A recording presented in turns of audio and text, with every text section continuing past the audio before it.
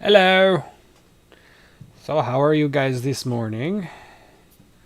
I see John is here, Vim is here, Nicole Baker's here. Awesome. Hello.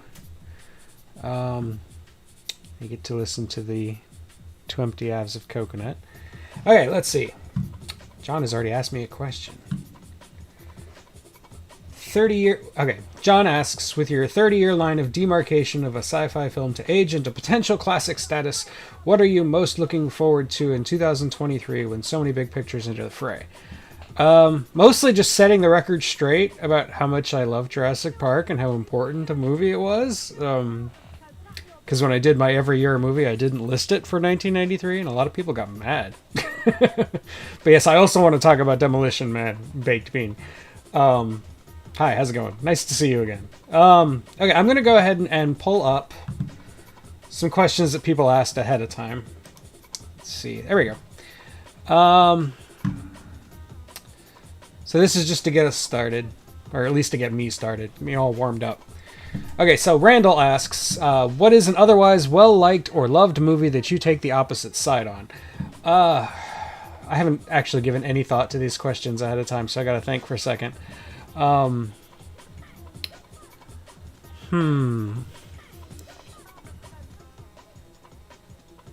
know a lot of people like Starship Troopers, and I despise it. That's a good one. I think it did the book dirty, and I think it did Heinlein dirty, and it was made by a guy who didn't understand the book, and who thought it was like fascist propaganda, which it's not. Didn't understand what Heinlein was trying to do, so I hate that movie. It's so like...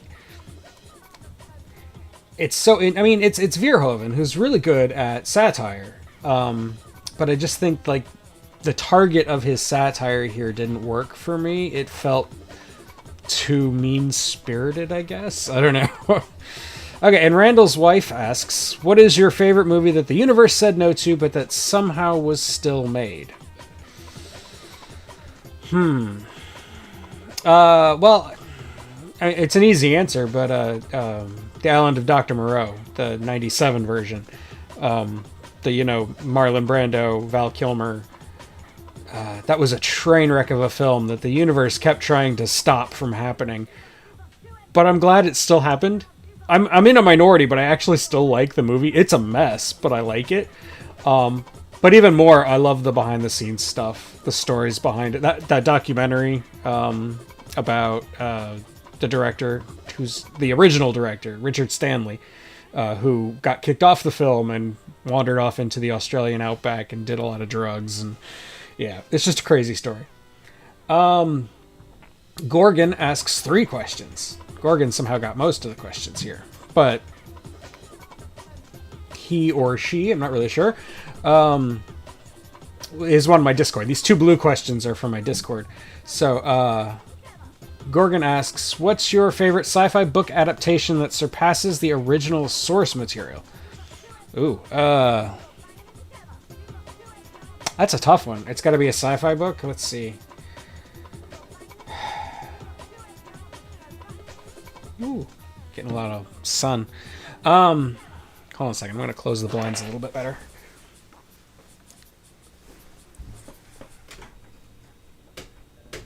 Nope, not open them more. There we go. Okay. Sorry about that. Oh, hello, A.M.A Reviews.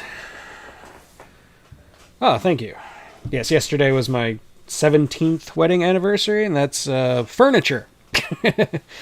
So anyway, I've stalled long enough. Say a favorite sci-fi book adaptation that surpasses the original. Yeah, I still don't really have an answer. I gotta think. I'll come back to it. Is there a classic sci-fi movie, preferably obscure, you think could use a remake? Actually, there's a few. I mentioned in my last video, Conquest of Space, that I wouldn't mind seeing a remake of that. I actually, as much crap as I give Barbarella, I actually wouldn't mind a remake. I think it would be fine. I know Robert Rodriguez was trying to get one done for years, but I think that could work if done well. Rollerball, I know it already had a remake, but that remake is so bad. I think another remake would be fine.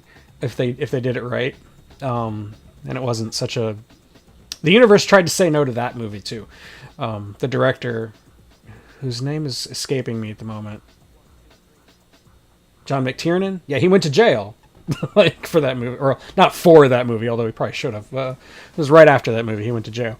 So yeah, those are some good ones. And I'm always down for another Invasion of the Body Snatchers. You know, I'm a sucker for those movies. Will you consider reviewing any of Roger Corman's classic sci-fi flicks? Yeah, I've got a couple lined up. The big one, of course, being Battle Beyond the Stars. So yeah, definitely. And I wanted to talk about, James Cameron and Roger Corman, like I talked about in my test stream a couple days ago. Okay, I'm getting on to Numinous 20,111 says, will you at some point in the future be discussing any British sci-fi TV shows or film adaptations? I'm mainly thinking of the 4 Quatermass serials or the 3 Hammer Studios films and the 4 seasons of Blake 7.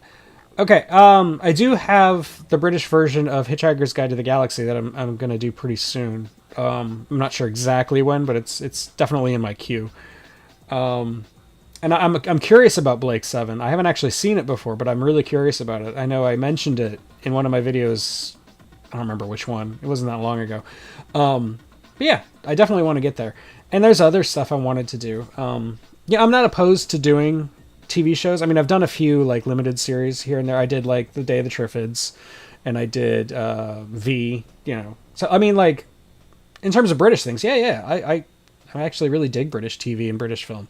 So yeah, the Clutch Canuck asks, have you thought about branching outside of film and review, games, movies, etc.? I've thought about it, but yeah, I pretty much just keep that to my blog. When I get back to my blog. I haven't actually done anything on my blog for a couple months now because I've just been busy with this. Yeah, not so much. Alright, I'm going to change songs. This one might be a little too risque. Here we go. Okay, Baked Bean, who is in the chat, asks, do you prefer sci-fi set in the now or the future? That's a really hard question.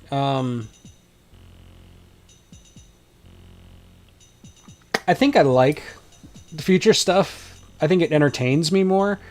But that's not to say I don't like sci-fi set in the now. I actually find that sometimes more compelling.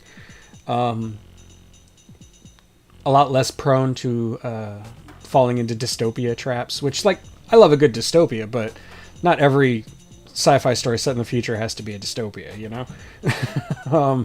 And then another difficult question, which is the better creature creation, the xenomorph or the Yautja? I mean, I gotta go with the xenomorph.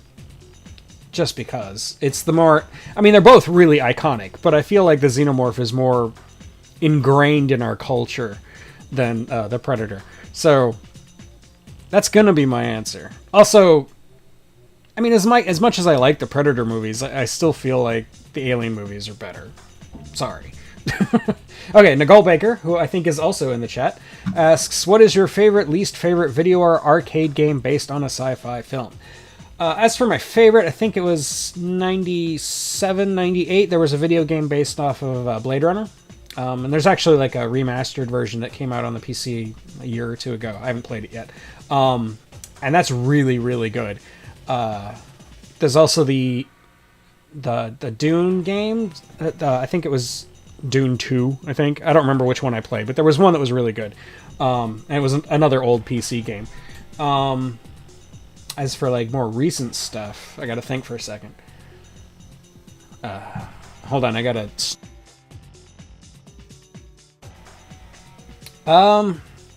As for... Okay, least favorite. Let's see. Least favorite. There are a couple early Alien games that are really terrible. I never actually played Colonial Marines, so I can't speak to that, but just from what I know about it, it seems pretty terrible. Let's see. Lauren Jones, who is also in the chat. Hello, Lauren. Asks, what's your favorite of the Jack Arnold directed 50s sci-fi films? I mean, I love them all. The Incredible Shrinking Man, I know, is what you said in your question was your favorite. I am partial to it. I do really like it, but I think I have to go with Creature from the Black Lagoon just because I grew up with it. Yeah, that's it. That's my answer. Okay, so I've answered all of these questions already, and we are only about, like, I don't know, 10 minutes into my stream. So let's go here. Now I can just chat. Hi, how's it going? Let's see. Let me catch up on the chat real quick. I'm a little behind. Sargon made a great video on Demolition Man a few years ago. I don't know who Sargon is. I assume it's a YouTuber. Yeah, Starship Shippers. Bad.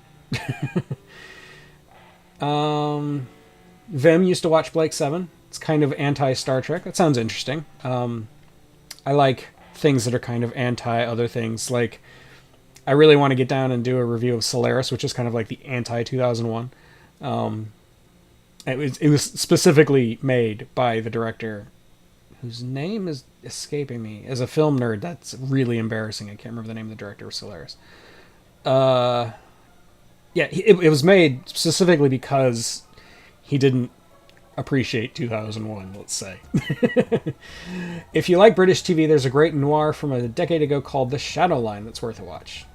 It's not sci-fi, though, but yeah, okay. I will make a note of it. Got my notepad open already. So let's see. The Shadow Line. There. Okay.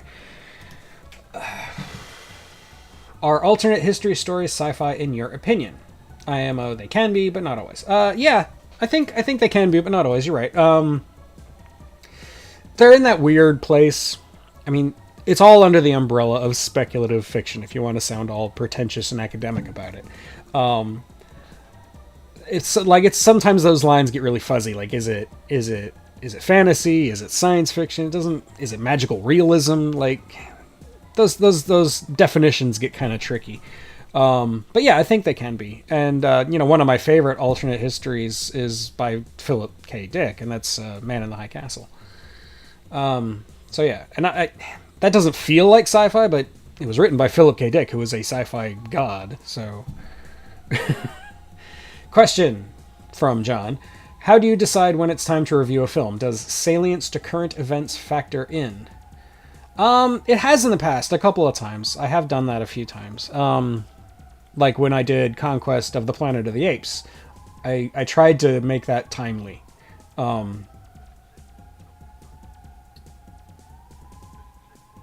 I'm thinking, sorry. But no, usually I just... like almost every other video is one that I, like, the Patreons vote on, which you should know because you're one of them. But every other one, like, it's really whatever mood strikes me. And I try to switch it up from, like, if I did a couple of 50s movies, I try to go, okay, well, maybe now I'll do an 80s movie, or now I'll do a 90s movie, or try to find another 70s movie. I mean, there's a few 70s movies I still have to get my hands on that I really want to cover, but I don't actually have a lot more of them, like, in my stable yet. I got to work on that. I'd agree. Baked Bean says, I'd agree about the franchises overall, but I love the original Predator and would have it a close third behind the two Alien movies. Yeah, I agree. And I do want to do a video on Predator. It's actually up for the Patreon vote right now, so if you really want to see Predator reviewed, become a patron and go vote for it. Here's a question. What are your opinions on Mystery Science Theater 3000? I haven't watched it in a really long time, but, when I was in college, I liked it, Like, it was fun. There's nothing wrong with making fun of something.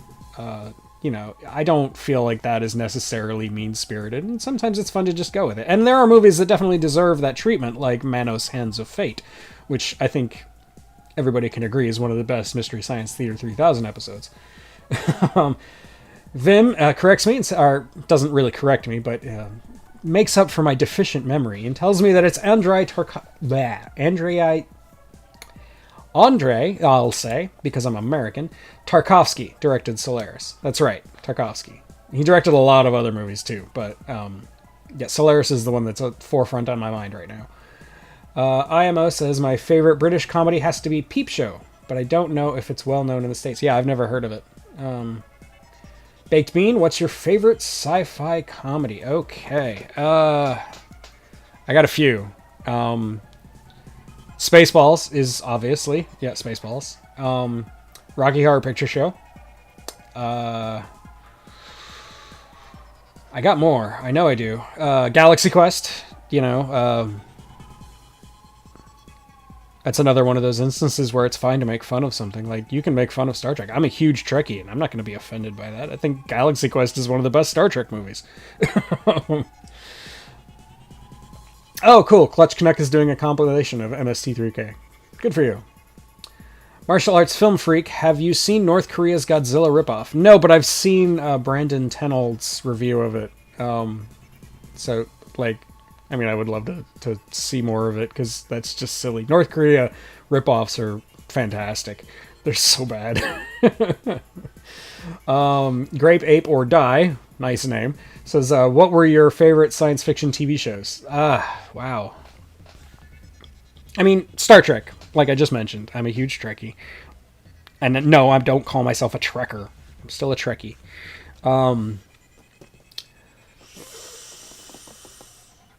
The remake of Battlestar Galactica was really good. I'm a big fan of Quantum Leap, because I grew up with it. I know they're doing a revival, but it probably won't be as good as the original, because how could it be? And, like, there's more recent stuff that I think is really interesting, like Severance was really good.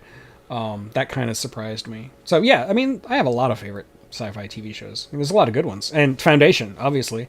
I know a lot of people don't appreciate it like I do, but I thought it was really good, and I'm really looking forward to season 2.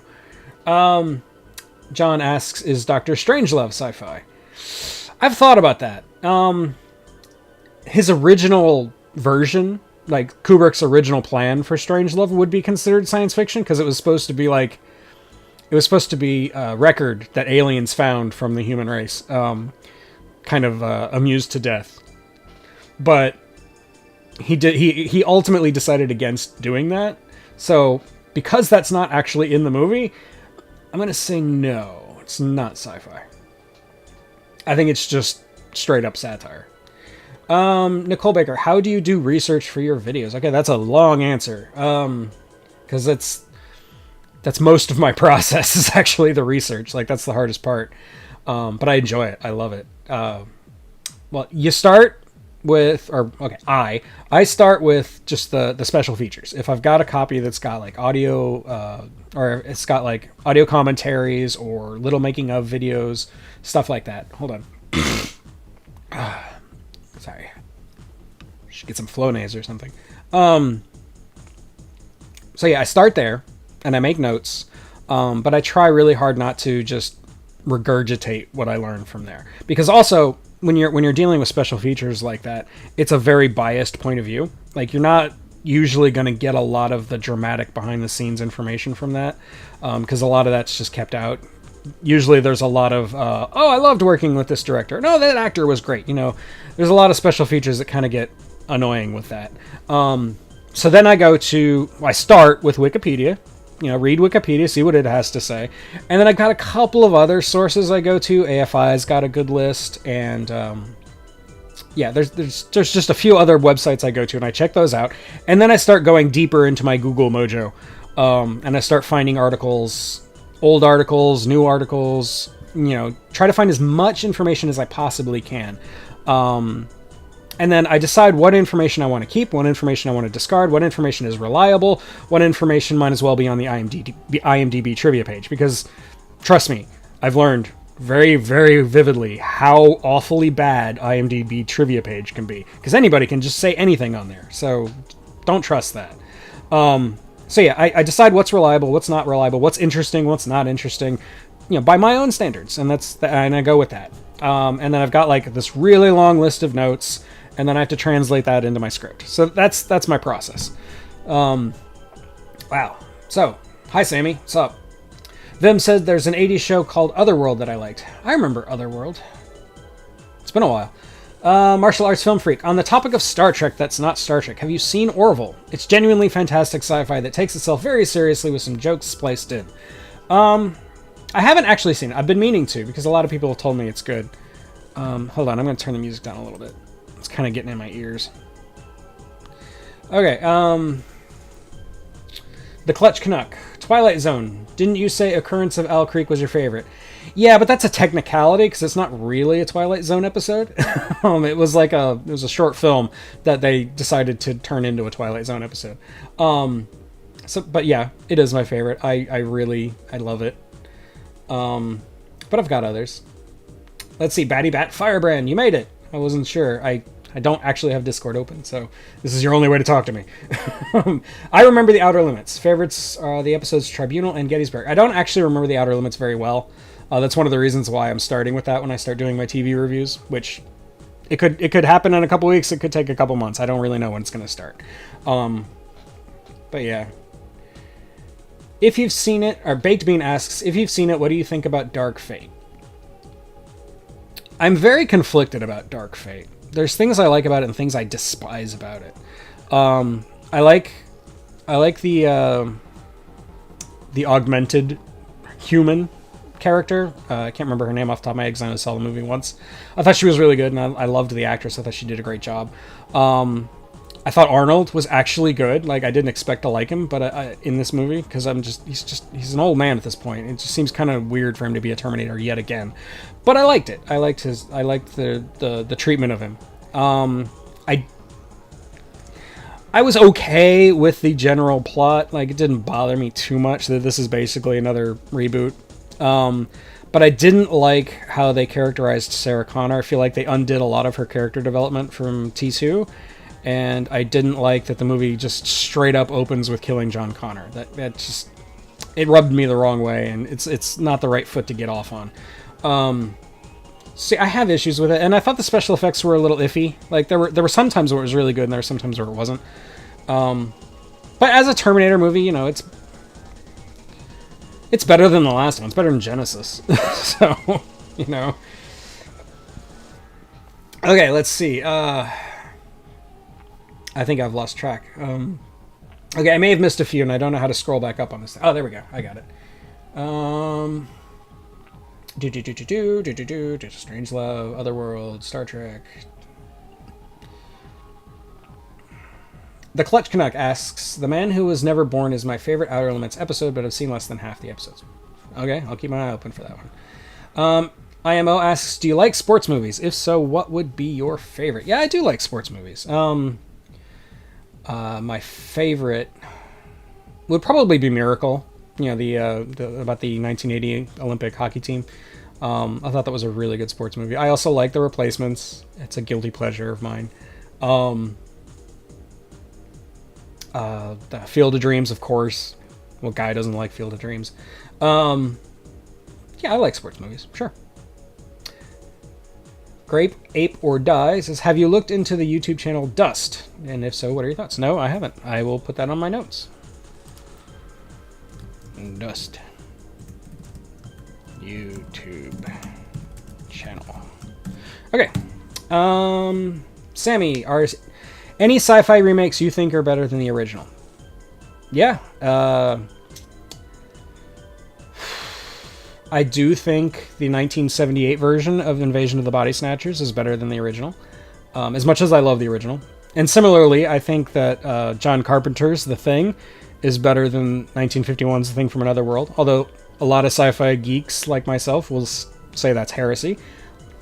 I'm sorry, that's just how I feel. The one that I thought, before I really got into it, I really thought that The Fly would be better. David Cronenberg's Fly would be better than the original, but then I really spent some time with the original, and now it's apples and oranges. The two movies are so different, you can't really say one is better than the other, I don't think. I mean, unless you can give me a really good argument, I don't really think you can. So yeah, there are some. I can't think of any others off the top of my head, but I'm sure they exist. I'm sure there's more.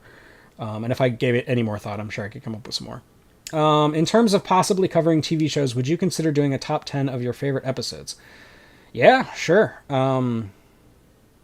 Since what I'm planning on doing is I'm planning on doing a whole season of a show all at once. Well, not all at once, but one episode at a time. Doing that first. Instead of just picking random episodes of random shows all the time, like I do with my movies, I just want to stick to certain seasons here and there. Maybe at the end of one of those like stretches of videos, I'll do one video saying these were my favorites from this season of whatever show I'm watching. So yeah, maybe. Or I could just do, I don't know. It would be weird to do it now before I start, because like maybe I could do one now and say these are my top 10 episodes of sci-fi that I like. And then when I get a lot further along, like after a couple of years of covering all these other TV shows that maybe I don't know or haven't really seen or don't really remember too well, maybe then I'll make a new list and we'll compare like how things have changed with what I've been exposed to. Maybe. I don't know. I'll think about it. Batty Bat Firebrand says, to see Arnold and Linda together again was refreshing. Yeah, it was. And their chemistry did work. And it's nothing against Linda Hamilton. I think she did a fantastic job. She really like sold that character. I just feel like the writing of her character wasn't consistent with the character from Terminator 2. Like, yeah, I don't want to get into it because I could talk about it all day. But I'm really, really opinionated about the Terminator movies. So, like, once I get started, it's really hard to stop me. It's one of the reasons I haven't covered Terminator yet, because I don't want it to just turn into a rant. Vim says, Genesis was the last Terminator movie I watched. I thought it was okay. I mean, it's not... I don't hate any of the Terminator movies. Like I said in my last stream, I always find reasons to like things. But Genesis wasn't very good. Like, I enjoyed it as entertainment, but it wasn't a very good movie. And I really like Terminator Salvation. I thought Terminator Salvation was really good until the last like 20-30 minutes. I thought the climax and ending are terrible. The rest of the movie is really good. I really liked it. And Anton Yelchin as what's his name? I can't believe I can't remember his name. Reese. Kyle Reese. He was really good. Anyway, Draft Day is better than the reception it got. I actually haven't seen it, so I'll look into that. Alex has arrived. Howdy ho. Gorgon says, thanks for the answers. I'm glad you caught them. I was worried that I would answer all these questions and the people who asked them weren't here, you know? I was really worried about that. Grape Ape or Die. Dust is a science fiction short film channel. I should have led with that, I suppose. Context matters. Yeah, I mean, I got that it was a YouTube channel. So yeah, short films, sci-fi short films, that's cool. Yeah, I'll look into it. I've already written it down. So, oh yeah, Dread. Definitely a good example of a remake that's better than the original, if you consider it a remake. They're not really the same movie, like, at all. They have the same source material, but that's it. Dread is a much better movie, in my opinion. I do enjoy Judge Dredd as kind of a guilty pleasure. But I've talked about how I feel about the whole phrase guilty pleasure. I mean, yeah. Anyway, Dredd is a better movie. Carl Urban kicks ass, and what's her name? Sarah Connor, Cersei, the actress, I can't remember her name. She's incredible as Mama. She's really good. And that movie, Dredd, was actually... It was credited to one director, but it was really directed by the guy who directed Ex Machina, and, you know... Wow, my brain is really drawing a blank, and I love this guy. Anyway, the first Terminator film was Batty Bat's favorite. Yep, I agree. John asks, do you think a remake of The Fly would benefit from a modern understanding of genetics? Like, could it be more serious reflection a la Battlestar Galactica? Yeah, that's one of those, like, sci-fi stories that I feel like really could benefit from, you know, being retold every once in a while where we have a better understanding of the science. So yeah, definitely. But I would like to see somebody take it in a unique, put a unique spin on it. Like, the way Cronenberg spun it was 180 degrees completely different from the way Kurt Newman or was it Kurt Newman? I don't remember. The guy who directed it, the original. They were very different, like, takes on the same story. And so, like, if somebody were to do it now, I'd want to give it to somebody with a completely different vision. Like, I wouldn't want to give it to Cronenberg. I'd want to give it to somebody else. And I wouldn't want that person to try to mimic Cronenberg. You know, I'd want them to try to do their own thing with it. Michael Biehn makes any movie great. Yeah, I feel like you would say that, Baked Bean. Let's see, the Clutch Canuck. 50s Blob versus 80s Blob. I do like the 50s Blob better. That's not to say I don't like the 80s Blob. Matt Dillon doesn't do anything for me, though. I feel like it takes it a little too far. Like it gets all like when the military comes in and it just gets a little like they try to ramp it up a bit too much, and it gets a little action silly. Vim, speaking of The Fly, have you seen the sequel with Eric Stoltz? I have, and I have considered doing a video on it. I don't think it's great, but I think it's interesting, and it could be really fun to talk about. Sammy asks, favorite H.G. Wells adaptation? Holy crap. Ask me a hard one, why don't you? My instant gut reaction is The Time Machine, the George Pal version. But I also really like the George Pal version of War of the Worlds. I don't know. I'll just flip a coin and say The Time Machine, and if you ask me again tomorrow, I might say War of the Worlds. Okay, Alex Lemon's favorite Ray Harryhausen flick. Okay, guys, these questions, Jesus.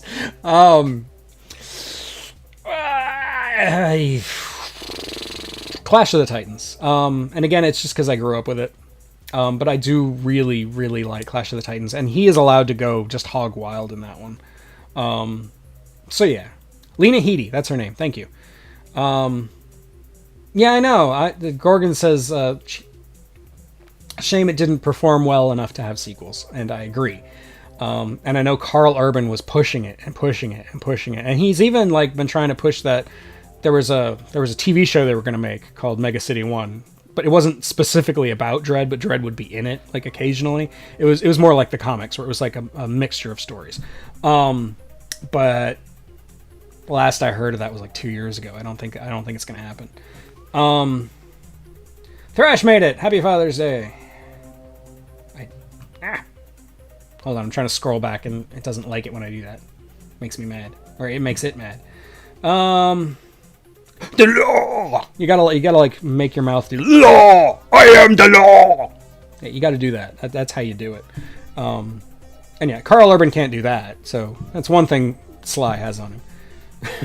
No offense against Sylvester Stallone. I actually really like Sylvester Stallone. Interviews with him, he's way smarter than you think he is. Because when you picture Sylvester Stallone, you think like meathead. You think like, action movie meathead. You think Rocky. You think the guy who's been hit in the head so many times that his IQ might as well be 50 at this point. But no, Sylvester Stallone's actually really, really smart, like really super intelligent. It's kind of like Dolph Lundgren, where like you don't realize that he could be a nuclear physicist, And I actually think Sly's good as an actor. Like he has acting range. He just doesn't use it very often. You should see like Copland or what's something else he's really good in. Well, he's really good in. I know there's other, and like the last couple of Rocky movies, the Creed movies, I think he's really good in those. He shows some good acting range. You just don't see it when you're watching The Expendables. You're not going to see it. Okay. Lauren asks, have you heard of Creature Kids I'm assuming you mean Kickstarter short film Jungle of Darkness. I'm excited for it. None of those words really mean much to me. So no, I've never heard of it. I'll go ahead and write it down just so I can look into it. Creature Kids Jungle of Darkness. Okay. Next, Clutch says, what do you consider the most unnecessary waste of a time sci-fi remake? RoboCop comes to mind because it didn't need any improvement. I was really rooting for the remake of RoboCop, actually. I like the director, Natali. He's done a few obscure movies. He did like... Alright, no, it wasn't Natali. It was somebody else. I don't remember, but I really liked the director, and I was really rooting for that movie to work. I thought it was good to take a different spin on it, because, I mean, it's not... You can't redo the satire. And this movie tries. Like, it has those Samuel L. Jackson splices where it tries to redo the satire, but you can't compete with Verhoeven with that. You just can't. I liked the idea of making it more psychological, more like, get in his head. But the movie's... It's kind of mediocre. But what do I consider the most unnecessary waste of time sci-fi remake? I gotta think. You know me, I like to defend remakes. And like I said earlier, Rollerball, I think I I hate it so much because I feel like Rollerball is a movie that could be remade, and remade really well, actually better than the original. But I don't know. Maybe I'll have to come back to that question too. Stupid. There you go. Baked Bean has a good answer. Total Recall. Total Recall remake was completely pointless. Bean is a staple in most of Cameron's early films. Oh yeah, heck yeah. He's in a lot of them. He's even in some of his more... No, is he?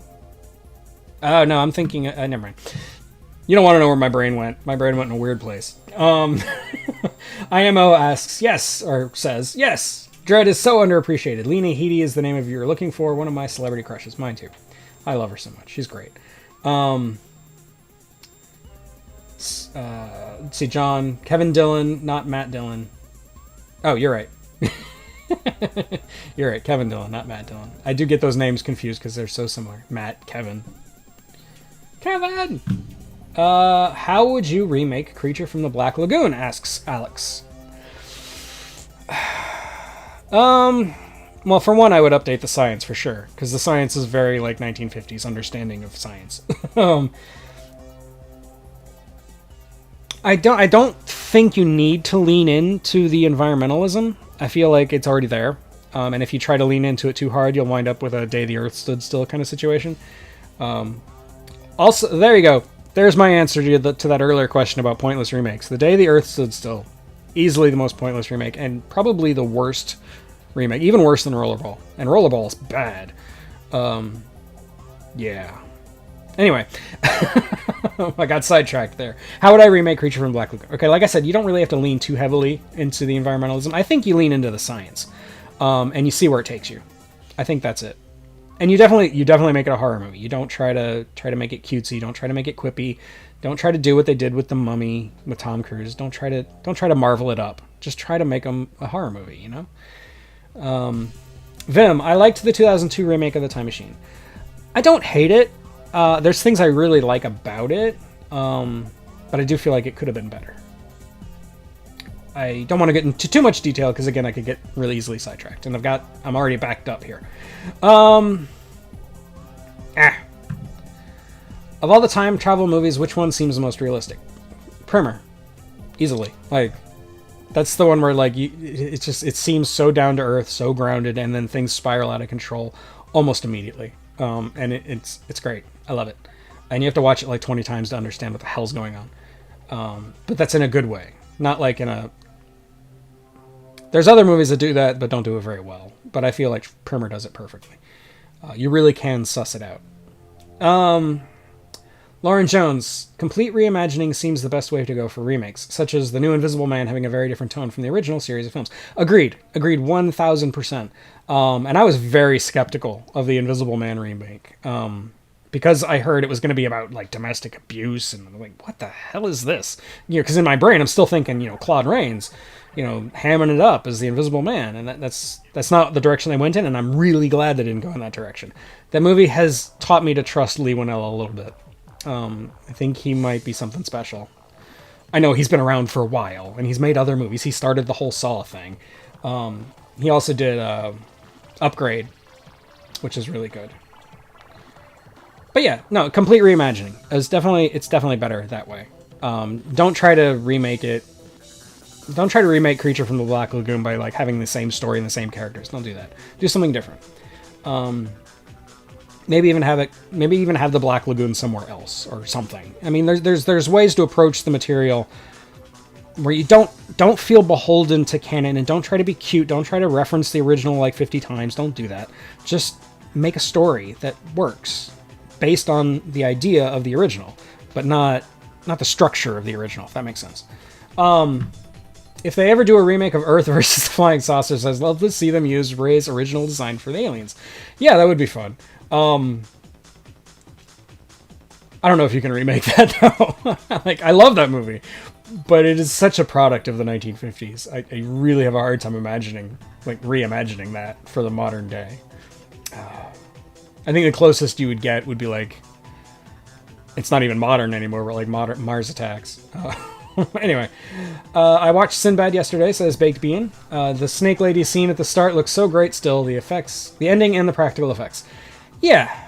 Yeah, I mean, it's great. The thing about stop motion, it's like, it proves that it doesn't have to look realistic to sell you. Like, I love stop motion, but it's very artistic. Like, you know you're looking at a fake thing. You know you're looking at an animation. Whether, I mean, it's still an animation of a real object, but at the same time, you know it's animated frame by frame. And you can tell just by looking at it. But it still looks better than some of the best top-of-the-line CG out there. And, okay, not quite top of the line. Not like Avatar level. But, like, you know, you can when you can tell that it's CG, it doesn't do it for you. Like, when you can tell it's stop motion, it can still be really fun and really interesting and really cool to look at. But when you see bad CG and you know it's bad CG, like, it's off-putting. You get to that uncanny valley place. And you don't get that with stop motion. At least I don't. Did you know Peter Jackson almost made a Hobbit movie in the mid-90s? I think I'd heard that somewhere. But no, I didn't know that, really. Alex, don't forget, his remake of King Kong was supposed to come out in the 90s, too. I did know that, yes. I know he'd been working on making King Kong for a long time. Get up there. Okay, wow, I'm really behind. Hold on. I'd continue where RoboCop 3 ended. I gotta remember where RoboCop 3 ended. I haven't seen it in so long. Sequel for Ex Machina or better left to the imagination, asked John. I think it's better left to the imagination. I think if you make a sequel for it... Yeah, I don't... I mean, you could make an interesting story there. I don't know. I'd have to think about it. Like, it would be very different. You mean, you're not making the same movie. You're not even making the same style of movie. Because, I mean, she's loose. So, I don't know. I'd have to, like, hear a really good pitch for the sequel. But, on the whole, I'm very skeptical. I think you just leave it alone. I know... Or, Batty Bat... I know Blumhouse is considering, if not actively working on, a remake of Christine. I don't know how I feel about this. What car are they going to use, I wonder? Well, No Market Media is not here, so I can't ask them. They're my car experts. I don't know. I don't think Christine is a bad thing to remake. I don't know. Anyway, Alex. Yes, Super Void Cinema did a great video discussing it, plus the script. Okay, blah, blah, blah. Moving on. John said something embarrassing and deleted it. He's growing up. Soon our young boy will be a man. Clutch asks 100% agree on Rollerball, but I do love the original a lot. The crowd chanting Jonathan at the end still gives me goosebumps. Yeah, I give it a lot of crap on my channel, and I talk about its flaws a lot because I think Rollerball does have flaws. But I do that because I love the movie so much. Like, I want it to be just a little bit better. I want it to be a little bit more perfect, I guess. Because I really love the concept of it, and I love the design of it. I just feel like it doesn't quite get to that 100% mark, and it frustrates me. So, like, I give it so much crap because I love it. It's like I nitpick because I want more. I want it to be just a little bit better. Not to say it's a bad thing. It's just I love it. But I want it to be better. Now, if you have a hard time liking the original, just watch the remake and then watch the original, and you'll see the original is like a million times better. They did a remake of The Creature from the Black Lagoon. It's called The Shape of Water. Yeah, you're right. It did actually start life as a remake of Creature of the Black Lagoon. Guillermo del Toro said he wanted to make a movie where the romance actually worked between the creature and the ingenue. The Shape of Water is a weird movie, man. I mean, I love Guillermo del Toro, and I'm glad he got an Oscar for it and everything, but it was a weird movie. Alex actually enjoyed The Day the Earth Stood Still. 2008. Okay, never be ashamed of what you love, I guess. Sammy, as much hate as Prometheus gets, I would have loved to see a continuation of that storyline instead of back to the Xenomorph action in Alien Covenant. That's a good point, and I've had similar thoughts. But I do really like Alien Covenant. I actually like Alien Covenant more than I like Prometheus. But it's not because it gets back to the alien. It's just I dig the whole like gothic haunted house feel of Alien Covenant, and I feel like Prometheus tried to do that, but I feel like the plot of Prometheus is a lot messier. Not to say that the plot of Alien Covenant is perfect. It's definitely not. But, like, anyway. I got more questions. I got to move on. But I agree. I kind of agree that I would like to see where Ridley Scott wanted to take it before he was kind of forced to go back to Alien. Timescape is a good time travel movie, says Vim. Okay, you're entitled to your opinion. Alex, The Invisible Man is the funniest Universal horror movie. It definitely has its moments, for sure. I would actually argue that The Invisible Woman is funnier. It's more of a straight comedy. But it hasn't really aged too well. Some of the jokes are problematic by modern standards, let's say. Opinion on the 2010 Wolfman remake, says Sammy. I haven't actually seen it. Is that the Benicio del Toro version? Yeah, I haven't actually seen it. So I have no opinion, because I haven't seen it. I wanted to see it. I do like the Wolfman. It's just like, I don't know, just passed me by. The Clutch Canuck, thoughts on The Black Hole 1979. I loved that movie, but I haven't seen it in over the decade. Well, the answer's in the question. I feel the same way. I loved it, but I haven't seen it in over a decade. I was going to do a review of it at one point, but then, like, when I was thinking about it, somebody else did. One of the channels I follow did a really good, thorough dive into The Black Hole, and I felt like he did such a good job that I didn't want to touch it for a while. I'll probably still get to it. I don't let that stop me. Like, it's okay for two YouTubers to talk about the same subject. It's fine. It's great, actually. But, like, yeah, that kind of dissuaded me, at least in the short term. Alex said you could set Black Lagoon in the Florida Everglades instead. That or Australia. Either could be interesting. Yeah, that would be fun. And I know the sequel, not The Creature Walks Among Us, but the other one, Revenge of the Creature, takes place in Florida at not SeaWorld, but like it's like water. I don't remember what it was called, but basically SeaWorld. And you could kind of go there too. Like you could make a longer version where you actually like take him out and do the King Kong thing, you know, like take him out and put him in civilization and have him run amok, you know, that could be fun. Sure. And Australia would be great. I know I have a lot of Australian fans, who aren't here because it's 1 a.m. there, well, almost 2 a.m. now. But yeah, that could be fun. The Clutch Canuck. My coworker watched the original Invisible Man last month, and he considers it one of the best films he's watched, which warms my heart, considering he watches mostly modern movies. Oh, that is nice. It is always good to get somebody on an old movie. And The Invisible Man is one of my favorites. I've already gone on record saying it's my favorite of the Universal horror movies, and that's saying something. I mean, you can't quite see it, but I got a poster of Frankenstein right there. You know, so... Do you think, A.M.A. asked, do you think we'll ever see an adaptation of this Similarian? It's a tough book. Yeah, I wasn't able to get through it. Took me over a year to finish it.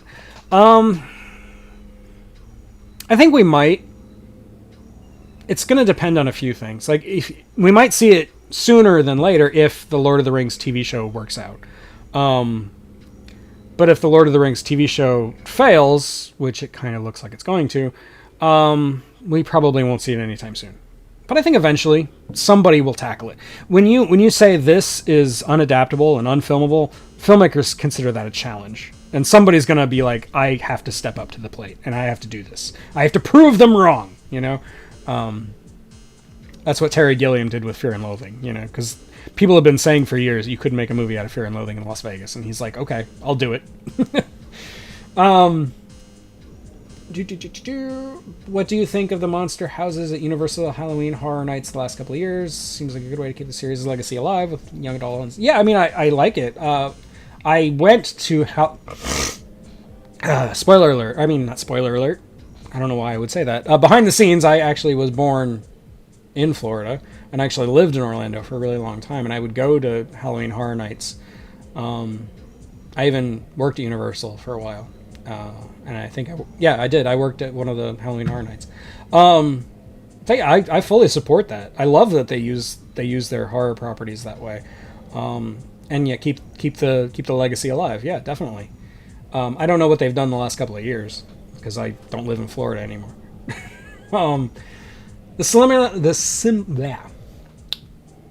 Silmarillion. I don't know how to pronounce it, so just The really long Lord of the Rings ancillary material would work better as a TV show than a movie trilogy, each season adapting a different story. Yeah, I can see that. Again, if the Lord of the Rings TV show works out, which I'm actually pulling for it. I give it a lot of crap because I don't see the point, but I am actually kind of pulling for it. I want it to work. And if it does, we probably will eventually get a Similarian that would be a TV show. I think you're right. I think it would work better as a TV show. Batty Bat, the premise behind the Langoliers was intriguing. The build-up was done excellently. The payoff, not so much. Yes, the CG holes trying to eat people. That was freaking weird, man. And really terrible. Looking forward to the Hulu Alien show? Yeah, of course. I will gobble up anything aliens, except for Colonial Marines. Yeah, I'm looking forward to that more than I'm looking forward to the recently announced game that looks a lot like Colonial Marines. Yeah, definitely. Have you read Del Toro's script for At the Mountains of Madness? No, I didn't know his script was online. Or out there. But yeah, I that was another one I was really rooting for. I really wanted to see it. And he decided not to do it because of Prometheus. Yeah, I'm still waiting for a good movie about Cthulhu. I really am. I don't think Lovecraft has been done well yet. Well, there was the recent one, the Color Out of Space, the Nick Cage movie. It's actually pretty good, and it did kind of capture that Lovecraftian weirdness pretty well. But other than that, like I still want to see Cthulhu on the big screen, in IMAX preferably, and I want it to make me insane. Speaking of Australia, thoughts on the B movie Razorback? Never seen it. Baked Bean, what's your favorite genre of movies away from sci-fi? I gotta think. Horror, definitely. I mean, I love horror. But I decided when I started this channel, like, look, I'm a sci-fi writer, and there's a billion channels on YouTube about horror movies. And I didn't want in on that action. Because, like, it would be shouting into the void with a whole bunch of other people rather than shouting into the void with, just a handful. What's your thoughts on Sword and the Sorcerer? I love it, others hate it. I'm not sure what that is. I know Sword and the Stone. I don't know if that's what you're talking about. Sword and the Sorcerer. Yeah, I don't know. I'm dreading that the orcs in Rings of Power won't have Cockney accents. Good point, Alex. Thrash, what are your thoughts on the Game of Thrones prequel series? I'm fine with it. I think it's a little late now. I think the further we get it from Game of Thrones TV show in time, the less impactful a new show is going to be. I know, and they just announced another Jon Snow show, like a show with Kit Harington as Jon Snow set after the Game of Thrones. And I don't know if that's going to work. I don't know if it's going to work out. But I like Game of Thrones. It's fun. I watched the whole thing. I did have some problems with the last couple episodes, but yeah, I still loved it. And I don't think the last 2 seasons are garbage like everybody else does. I actually think there's a lot of good stuff in there. There's just a few storylines that wrap up in very unsatisfying ways. Dagon is a good... Oh, okay, yeah, you're right. And there's also, of course, Reanimator. How could I forget Reanimator? And not From Beyond, but something that sounds a lot like that. It's another one with Jeremy Coombs. I can't remember the name of it off the top of my head, but yeah, there are a few more. You're right. I didn't think about that.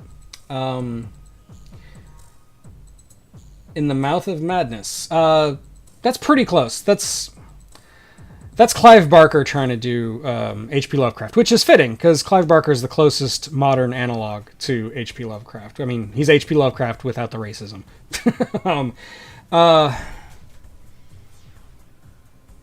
Yeah, I do like In the Mouth of Madness a lot, actually. And I haven't watched it recently, but I do remember I do remember loving it. I've seen it a lot. I've seen it many times. And speaking of Sam Neill, who's in that, Event Horizon also has some pretty good Lovecraftian elements.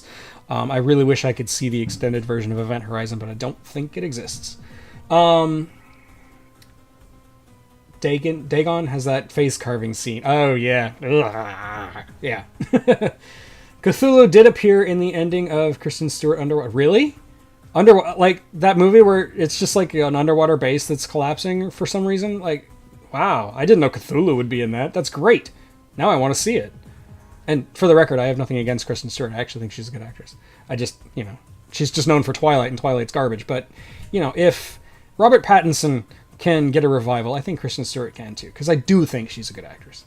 She's really good in The Runaways, the movie about, The Runaways, the band.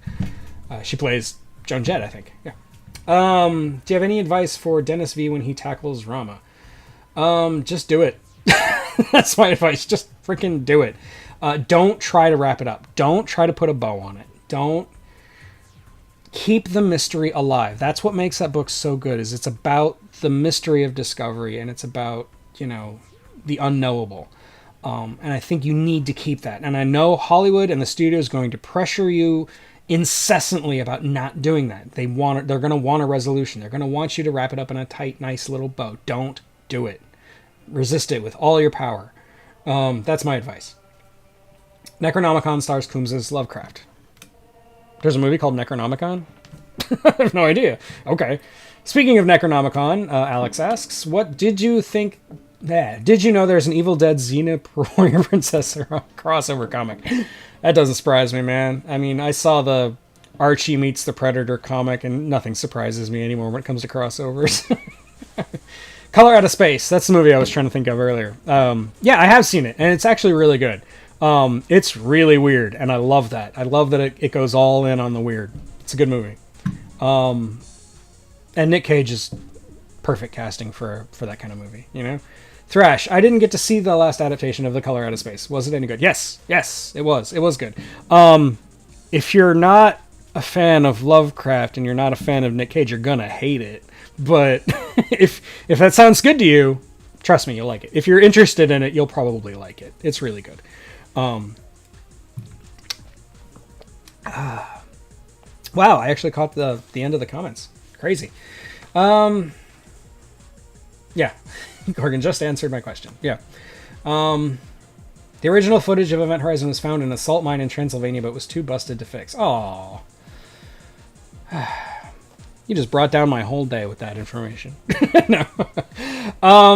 Well, I mean, at least they found it, but that is kind of disappointing that it was too busted to fix. I love that they find stuff like that in salt mines, because it's like that's where they keep things to preserve them. Like the 2001 footage that Christopher Nolan found in a salt mine, but decided that he didn't want to include it because Stanley Kubrick had tried and failed to destroy all copies of the footage. Ash meets word I can't say. Both were played by Bruce Campbell. That's funny. The Beyond by Lucio Fulci. Okay, like there's a lot of Fulci movies and just a lot of those Italian crazy exploitation movies that would kind of fit with Lovecraft. Sure, I'll go there. I do love me a good Fulci movie. They do drive you crazy if you try to figure out what the hell's going on. But yeah, I love it. Thrash, glad to see it's getting some love here. My pleasure. Oh, Gorgon's talking about Color Out of Space again. Grape, Ape, or Die. Any ideas how to make a good Dungeons and Dragons movie? They have all been trash so far. Jeremy Irons tried his best. Hamming it not up to 11, not up to 12, not even up to 13, more like up to 27. I love that. But let's see. I don't know if you can. I think the closest you're going to get is Stranger Things. And that's only like Dungeons and Dragons by implication. It's not really a straight adaptation. I don't know. I actually wasn't into D&D as a kid, so I don't have a whole lot of knowledge in that regard. I don't know. It might be possible. I mean, with CG these days, you can definitely get away with it. If Warcraft had been more successful, I think you would have seen it by now. As long as Mr. Cage doesn't scream about the bees, I will be fine. Oh, come on. You don't want to see Mr. Cage screaming about the bees again? Not the bees! Ah! Speaking of remakes that were pointless and bad, the Wicker Man remake that's a special kind of bad. That's one of those movies you just have to see to believe. How would you remake Jurassic Park and the Lost World? Would you hew closer to the books? I wouldn't do it. I just would not do it. Those are untouchable. At least for a while. I still don't think it's a good time. Jurassic World, I think, kind of proved that the Jurassic fever is broken. You know, I don't think Jurassic Park is such a great movie. It's so almost perfect. I don't see how you would remake it. Yeah, sure, stick closer to the books, but so, like, I mean, you're basically still, I mean, you're still telling the same story. Yeah, there's some changes that the movie makes to the book that kind of annoy me, but I don't think that's enough to justify remaking Jurassic Park. The Lost World, I did kind of want to see the one dinosaur that was featured in the book, but not in the movie. But they kind of went with the camouflage route with Jurassic World and the Indominus Rex and all that stuff. I don't know. Again, my gut instinct says just don't remake Jurassic Park or The Lost World. Just don't do it. The Clutch Canuck says Cage proves he can be a great actor with the appropriate script. Pig, for example. Yeah, I agree. I've gone on record. I love Nick Cage. I think he is a great actor, but he really likes to lean into roles that let him let loose, and that's fine. There's nothing wrong with that. Let him. But yeah, he can act. He can definitely act. Favorite kill in a Fulci movie, says Sammy. There's too many to name, man. They're all awesomely gross. I can't answer that question. I just can't. 80s D&D cartoon is getting a live-action movie adaptation, says Alex. I think I heard that. It sounds vaguely familiar. I absorb so much movie news that, like, at this point, you know, I'm over 40, so it all just kind of, like, falls out of one ear after I hear it, you know?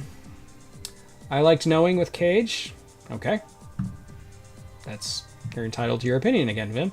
Mad Bull 876. Do you have any classic VHS must-see horror movies to recommend? So you're basically telling me something like obscure from the 80s. I gotta think. The Gate. I grew up with that, watching that in the pitch darkness. Great Canadian horror movie. Okay, not a great movie, but like a great that kind of movie, you know. And I think anybody who's into that kind of like cheesy VHS horror from the 80s, I think you have to see The Gate at least once, right?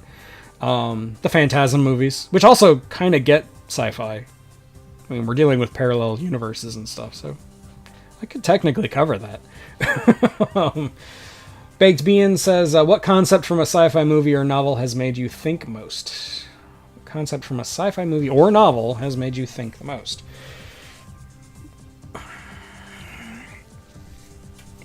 That's hard. I'm going to go with Asimov's Three Laws of Robotics. Just because, like, he spends so much time getting nitty-gritty with just those three simple laws. And I think it really makes you think very, very deeply about all kinds of, you know, deep philosophical subjects. It's not just about robots, you know, it's just about like how you interpret language, how you interpret reality, how you as a human process information. And how is that different from how a robot would if a robot were almost human? You know, like, I think there's a lot there. There's a lot in that to just really get you going. Now, iRobot, the movie, the Alex Proyas movie, tried to do that, and sort of succeeded, but not really. Like, didn't go as in depth as Asimov because you only have 2 hours of a action movie in which to do it. But I still like that movie. Let's see. Jeremy Irons in the Dungeons and Dragons movie is absolutely hilarious. Yes, of course. Yeah, it does make the movie fun to watch, especially with a group, especially with alcohol. Sammy. Sometimes I wish Spielberg included more horror elements from the Jurassic Park in the movie. Yeah, I do too. But I understand why he didn't. He even went on record explaining this decision to try to keep that to a minimum. Because he knew, you make a movie about dinosaurs, you're going to get a lot of kids in the theater. And he Spielberg, in particular, is well known as a maker of family-friendly entertainment. At least he was at that point in his career. So he didn't want to scare the crap out of kids, which I get that. But I also think he's already done that.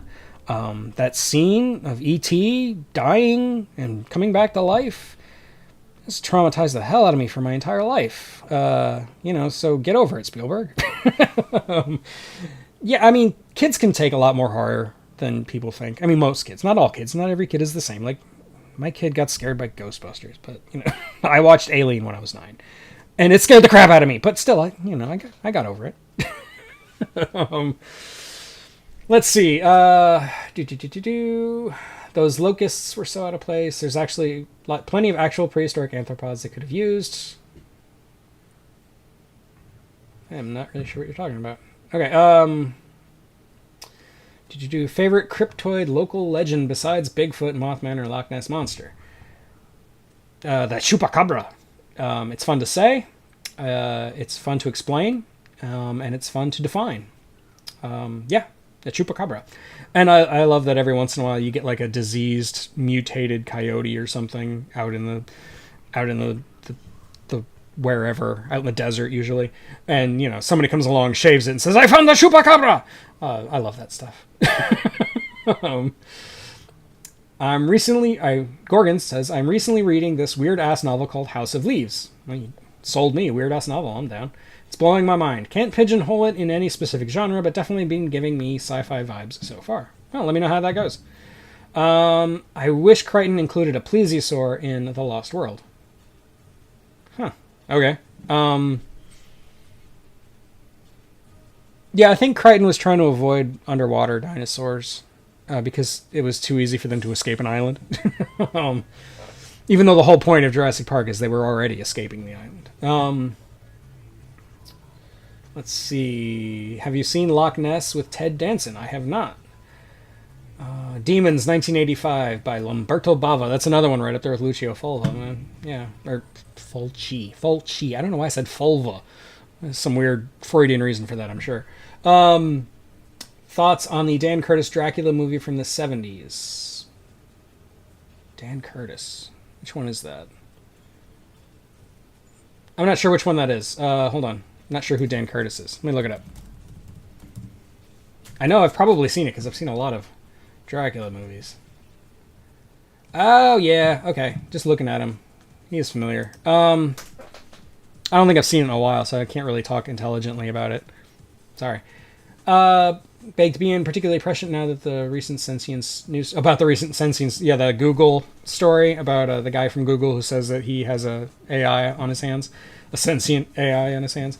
I want that to be true. He probably wanted it to be true too. Wants it to be true, at least subconsciously. I don't think it is true though. It's too good to be true. But when we do crack AI, I think it will happen kind of like that, where it'll just happen and, the world won't explode or anything. It'll just happen. Vim says, the Mongolian deathworm is an interesting cryptid. It's like the graboids in Tremors. Yeah.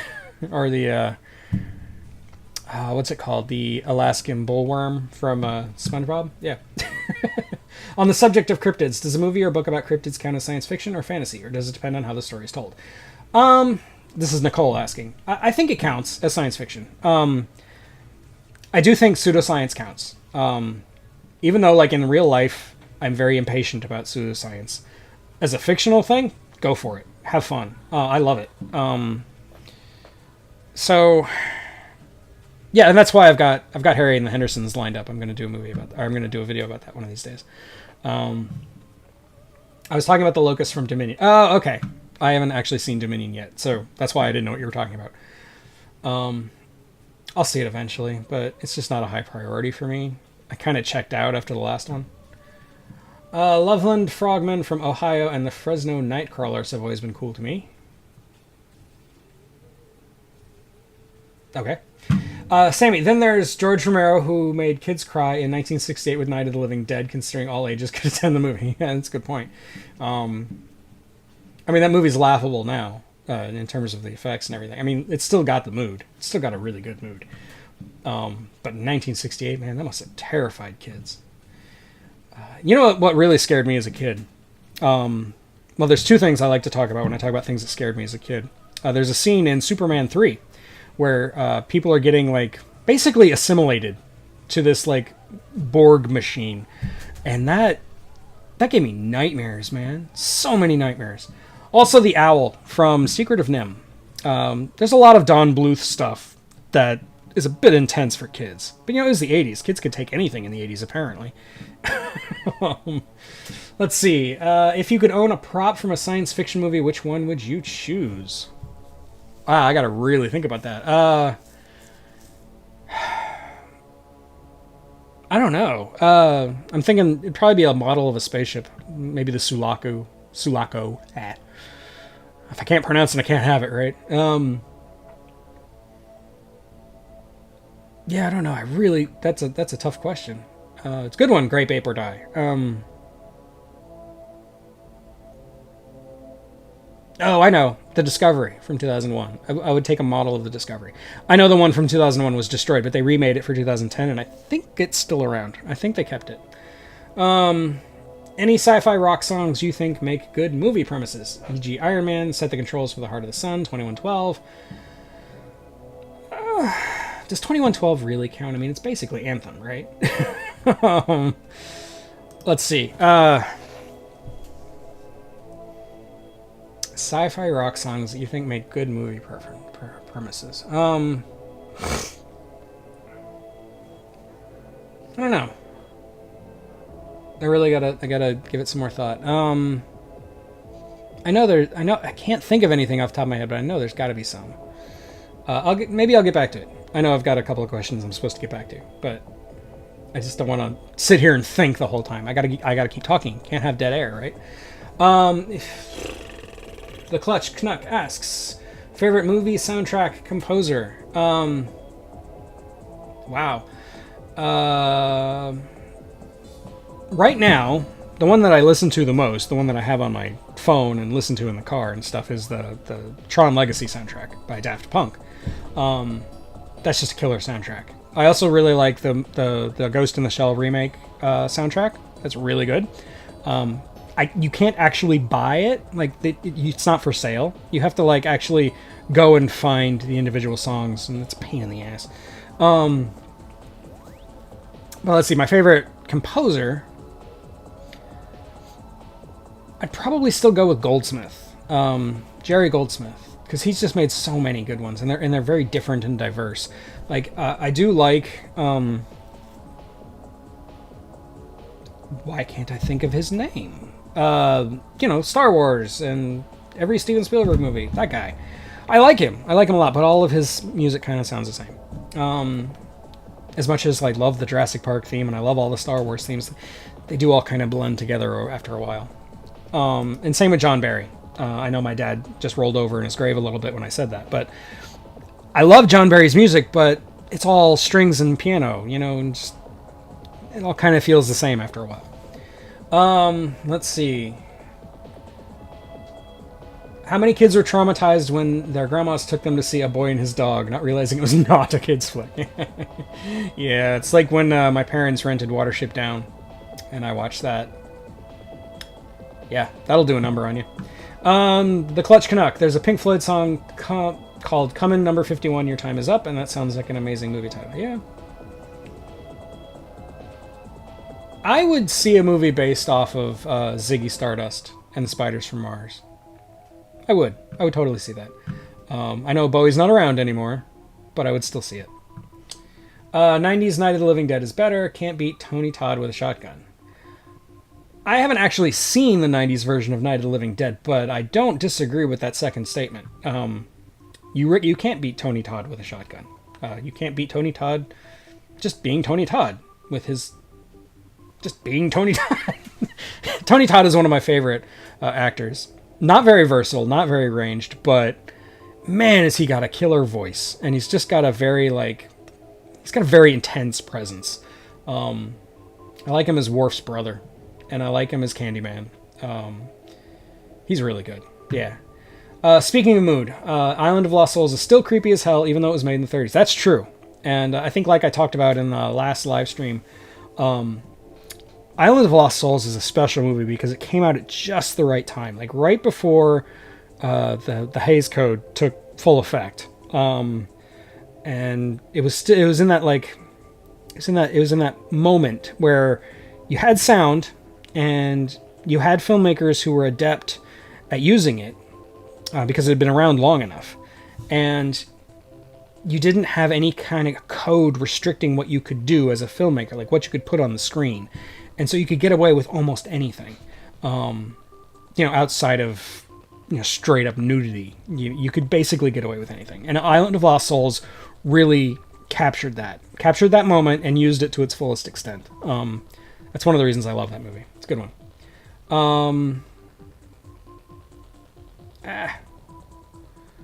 Let's see. I gotta get through some of these pretty fast.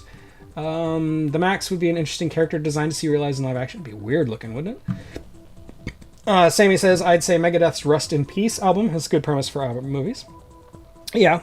I know the whole Styx Kilroy thing would be interesting. I know they basically did the whole thing on stage, but to turn that into a movie would be interesting. Let's see. Queen's 37 makes a good sci-fi premise. Yeah, when you talk about sci-fi rock, Queen's got to be near the top of the list of things to talk about, right? Basil Palladori's score for Conan the Barbarian is Vim's favorite.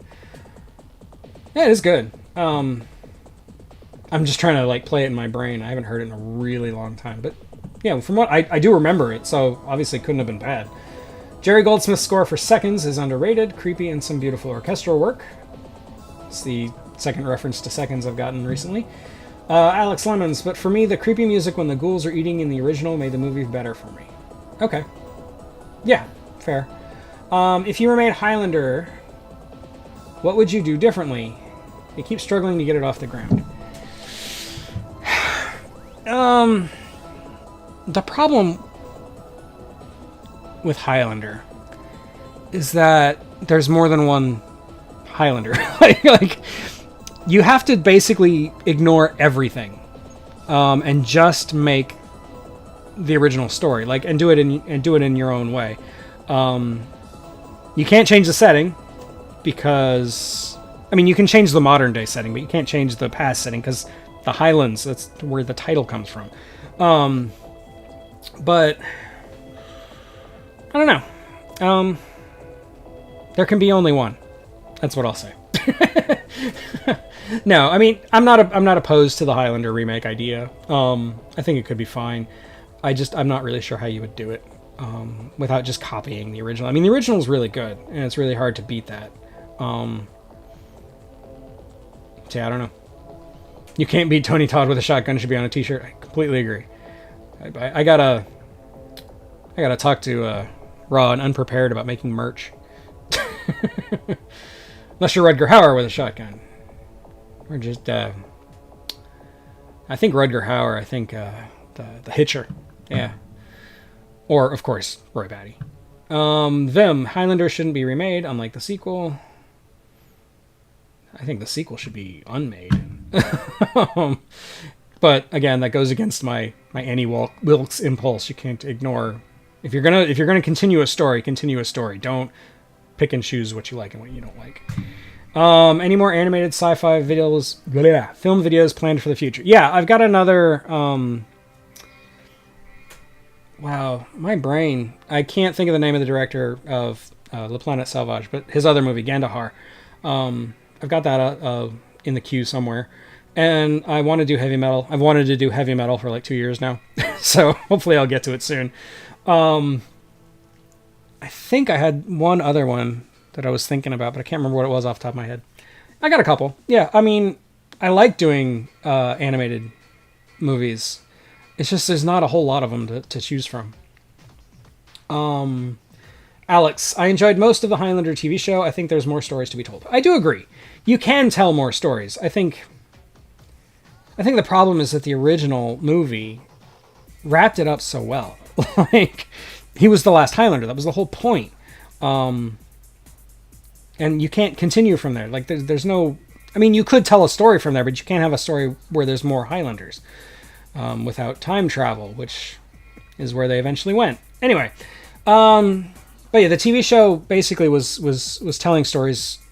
I mean, I don't remember much about the TV show, but I think it was telling like stories before the movie.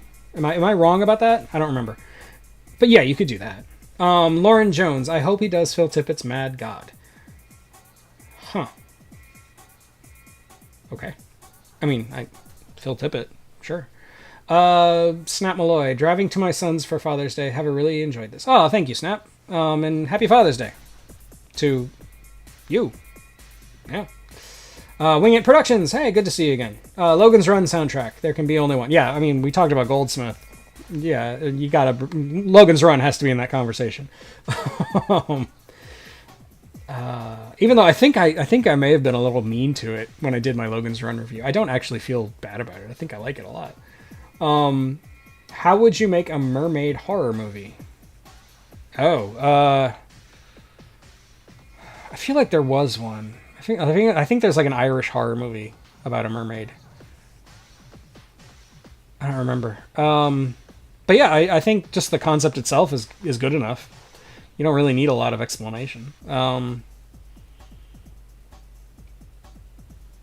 would try.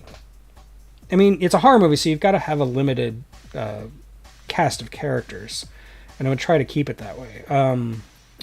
But I don't want to go like the slasher route. That would be the obvious way to take it. Not that there's anything wrong with a slasher movie. I love slasher movies, but I feel like if you want to do something like this, you got to make it a little bit creepier, a little bit more psychological.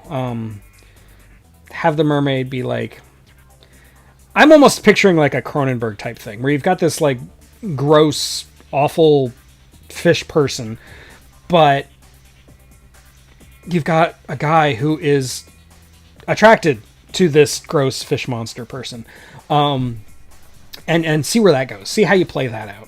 And you know, not in the Shape of Water kind of way, but in like a David Cronenberg kind of way, like in a David Cronenberg's Crash kind of way, you know. See where that goes. See where that takes you. That's what I would do, because I'm a sick puppy sometimes. Ever watched Runaway, starring Gene Simmons and Tom Selleck? Yeah, and I have a copy of it, and I will cover that. Yeah, it's been a while. I haven't seen it in a few years. Actually, probably more than that. It's probably been at least a decade since I last saw it. But yeah, I've got a copy, and it's not high on my queue, but it is in my queue. Yes, major boobage. Yes, that is. Yeah, heavy metal. Alex Lemons, the TV show felt more like a reboot. The Kurgan's death wasn't the end, just the gathering's start. Yeah, you might be right. I don't know. I have to go back and rewatch it. Maybe you're right. Maybe I'm wrong. Highlander was very similar to the Casca book series. Okay, says Wing It. Sure. I don't know that. There was a remake of The She Creature with a mermaid premise. Okay, well see, like, I'm pretty sure it's been done, but that doesn't mean you can't do it. You know, just because something's been done doesn't mean you can't do it now. As long as you have a unique story with a unique spin, go for it. There is no copyright on concepts. As much as people want to think there is, as much as people want to complain about intellectual property rights, I do think if you have a concept, you're not the only person who's going to think it. Okay? And just because you're the first person who thought it doesn't mean you own it. Okay? And I think we really got to get that hammered into our own heads sometimes. And just because somebody has taken that idea and done something with it in their way doesn't mean you can't do something in your way. You know? I think people get too hung up on, well, this is just a remake of that. This is just that. You know, Avatar is just the word for world is forest and Fern Gully. You know, yeah, I'm with you on the Avatar complaints, but at the same time, I don't know if that's necessarily a fair complaint. It's how you tell the story, not whether or not the story has been told before. Maybe that's what I'm trying to say. Bernard Herrmann's score for Journey to the Center of the Earth really complements that movie well. I agree. Bernard Herrmann is a really underrated composer for movie scores. I know he was really big in his day, and in Hollywood circles he was very well respected. But I feel like nowadays he doesn't really enter the conversation as much as he should. So thank you for bringing him up, Clutch Canuck. Alex Lemons, I'm a big fan of whenever mermaids are portrayed as siren-like creatures. Yeah, exactly. Like a siren. Only I would actually make her gross looking. Like, I wouldn't make her appealing at all. But have a character that is still attracted to her, you know? And just get into that psychology and get into... And you can even have like a social commentary about like, you know, never being ashamed of what you love, right? As long as it's not hurting anybody. Yeah, I think that, I'm down for that. I still have a really hard time in my brain coming up with the explanation for how mermaids as a concept came from manatees. Like, that's what they say, right? I don't know how, like, hard up for a woman you have to be to see a manatee as a beautiful woman fish. You know, I don't get it. Anyway, the remake of The Crazies is actually good, says Sammy. It is, actually. That is a good one. I do like that one. Yeah. Vem, The Lure, 2015, is a Polish mermaid horror movie. Yeah, I think that's the one I was thinking of when I said Irish. But you're right, it's Polish. Yeah, I think I saw it. I did. I don't really remember it too well because I have a horrible memory. Thank you, college. Anyway, now I'm picturing Gilman in an underwater bar trying to pick up a mermaid chick, says Alex. Very good. Very good. Yes. See where that takes you. Their child would be the merman from Cabin in the Woods, says Sammy. Yeah, exactly. There's a good horror mer creature. Yeah, the merman from Cabin in the Woods is pretty darn scary. That's a goofy movie. I don't love it as much as everybody else, but I do like it. I do appreciate it, and I think the designs of some of those creatures in the climax are really good. Just in case no one has said it, I love The Legend of Zelda. Oh, thank you. Yes, I get a lot of compliments on this when I go out into the world with it. Yeah, I've also got like a Animal Crossing T-shirt that I wear sometimes, and when I go out into the world. Especially post-COVID, people are like, "Oh, Animal Crossing! Let's talk about Animal Crossing for half an hour, please." You know, people are addicts for that game, man. It's weird. Like, I've also been known to be an addict of Animal Crossing, but like, it's still weird. But yes, Zelda. Zelda's been my one true love, my one true video game love. I still think Ocarina of Time is the best video game ever made. And I'm not willing to entertain any argument. Unless you're going to argue for another Zelda game like Breath of the Wild, then fine, we can have that argument. But if you say anything else, I'm going to be like, nope, it's Zelda. Still miffed we didn't see the Hot Witches. Yeah, right? Sammy says, there's an episode of Samurai Jack where Jack encounters sirens. Love that it's atmospheric. Yeah. I also really like the sirens from The Witcher 3, the video game. Just The Witcher in general. I like how The Witcher interprets fairy tale creatures, all dark and twisted and very like American McGee. I love it. The Clutch Canucks. I actually really like the original Crazies. The white gas masks and military uniforms creep me out more. Yeah, fair. I don't know if I can really say which one I like more. That's a tough one for me because it's not that they're apples and oranges. They're actually pretty similar.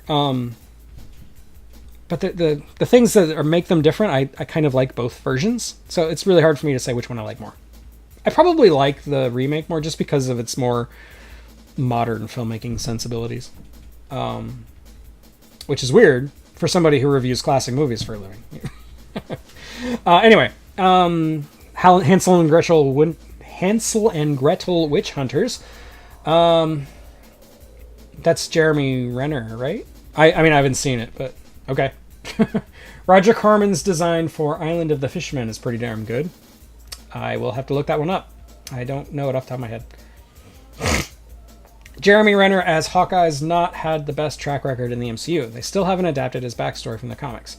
That's true. I actually like the Hawkeye Disney Plus show. I don't think it's as forgettable as like Falcon and Winter Soldier. Yeah, and I dig it. But look, I don't want to be too critical of Jeremy Renner because he's been in a lot of things that I like, but I don't know if he's actually a good actor. You know, I mean, I know he's got an Academy Award and all for The Hurt Locker, but I just don't know how much range he really has. He doesn't seem to show it very much. And I don't know if that's like just him as a actor being lazy, or if it's just like the roles he's been given, if he's been like typecast too much, or if maybe he genuinely doesn't have range. I don't really know, and I don't want to cast aspersions. But I do feel like one of the reasons we haven't seen more of Hawkeye's backstory is because like they just haven't really wanted to lean into Jeremy Renner that much, which is a shame, you know. And I'm not really sure the reason, like I said. What's the opinion of humanoids from the deep, says Wing It Production. I have no opinion. I don't actually know what that is. Sorry. I broke character again. I said I'm sorry. I'm not sorry. Alex says, I prefer the second film, Queen of the Fishmen. Queen's very easy on the eyes. I will definitely look into that then. I prefer the frog laid from Hell Comes to Frogtown. Hell Comes to Frogtown, right. I haven't seen that in a while. I gotta see that again. Let's see. Nicole has to bow out. Okay, bye, Nicole. Thank you for joining me for this Father's Day. That's great. You too. The Clutch Canuck says, what's that one famous movie you might be embarrassed to say you haven't seen yet? I've always been a little ashamed of the fact that I've never seen Gone with the Wind, but I've never really been interested in it. And as a film geek, though, it really like kind of hurts my cred that I've never seen it. I just have no interest. I know the one that blows people away every time I say it recently is Tenet. I haven't seen Tenet, which is weird because I love Christopher Nolan movies. Yes, he's pretentious, but yes, I still love him. And I love time travel movies, so this is both. Why haven't I seen it? I haven't seen it because I haven't seen it. I don't know what to tell you. I have it. My wife and I keep saying, okay, we'll watch it this weekend, and we just never do. We watch something else. Like, we were watching Obi-Wan yesterday instead of watching Tenet. So there's that. I'm kind of embarrassed by that. But let's see, other famous movies I might be embarrassed to say I haven't seen yet.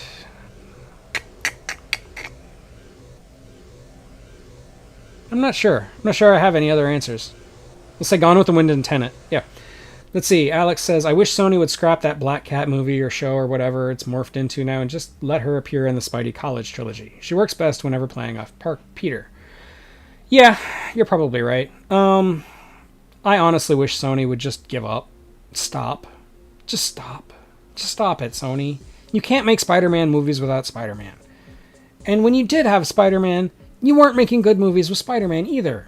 The only good Spider-Man thing you've done in the last, 15 years is Into the Spider-Verse. And that's great. You can keep doing that.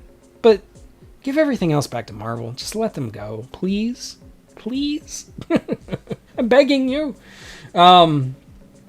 Annihilation. Yeah, that is another good Lovecraft-type movie, says Sammy. I only saw that one fairly recently.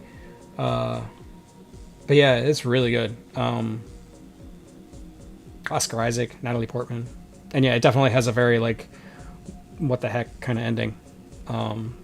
Really plays with your brain and your interpretation. And it's a movie that you watch multiple times and you get where it's going. You get what it's trying to do. And I appreciate that. I love movies like that.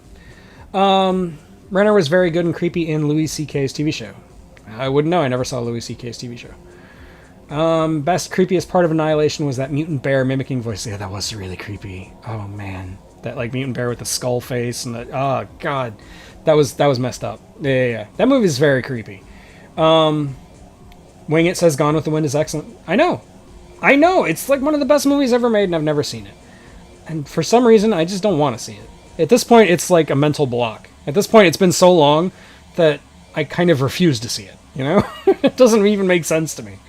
How would like to see Tarantino's take on Star Trek, says Sammy. He wanted to do an R-rated version of it, and it would have been fun to see. I don't like Quentin Tarantino. I'm sorry.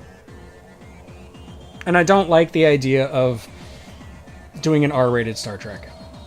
I just don't. I'm not a purist. I don't think it should be following Gene Roddenberry. Heck, my favorite Star Trek is Deep Space Nine, which goes into very anti-Roddenberry territory by the end. But no, That's going too far. If he wants to make an R-rated Star Trek, let him make his own thing. Don't have it be Star Trek. Ciarn John says, I've had a 4K copy of 1917 since Christmas that I still haven't opened. Oh, okay. Well, sorry. I have seen 1917. It's really good. You should open that. The Clutch Canuck. I just haven't had the time to sit down and watch Shawshank. I feel like that's the final big movie to watch. Yeah, we all have those like blind spots, and that's fine. Shawshank is a really good movie, though. As you probably know, you should watch it. So watch it. It's Morbin time, says Sammy. Yeah, I know. I want to see if the internet can get him to release it a third time. It's a comedy of errors at this point. I love it.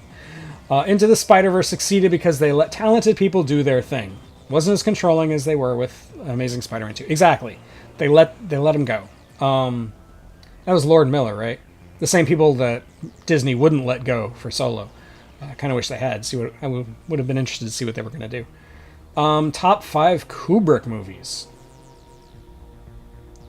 Says the Clutch Canuck asking me good questions again.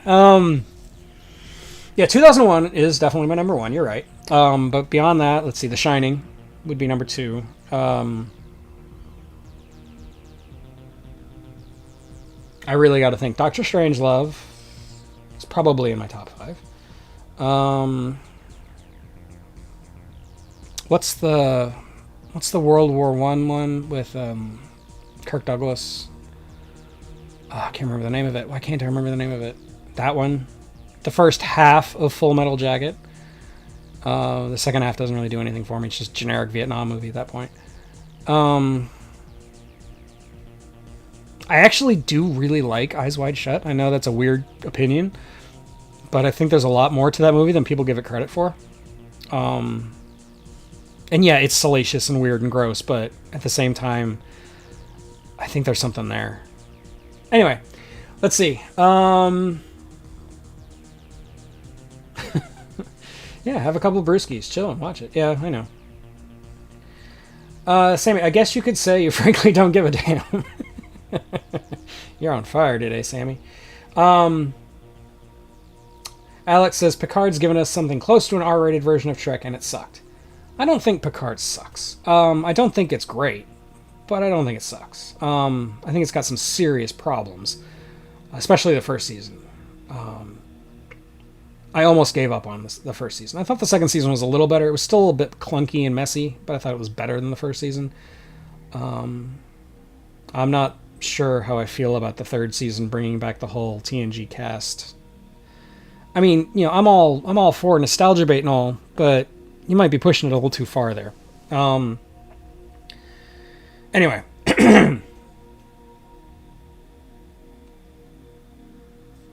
Dead Andorian storage, right.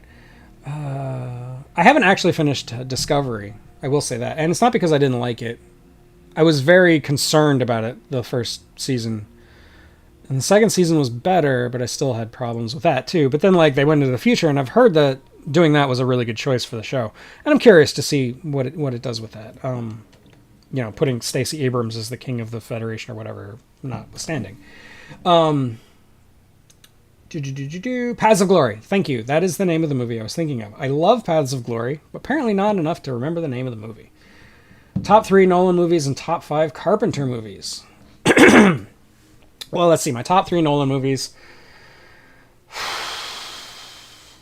I don't know if this is in order, but I'm going to say The Dark Knight, Interstellar, and Memento. The Clutch Canuck. The Killing is in my top 5. I love Sterling Hayden. That is a good choice. The Killing is a really good movie. And Clockwork Orange also deserves mention. I think I might actually put Clockwork Orange higher than Strangelove. I've wanted to cover the Clockwork Orange, but again, when you cover Kubrick, there's a lot of homework. And I feel like I should read the novel before I talk about the movie, and that novel is almost incomprehensible to me. So that might be a hard one for me to cover. Which adaptation do you prefer of I Am Legend? Good question.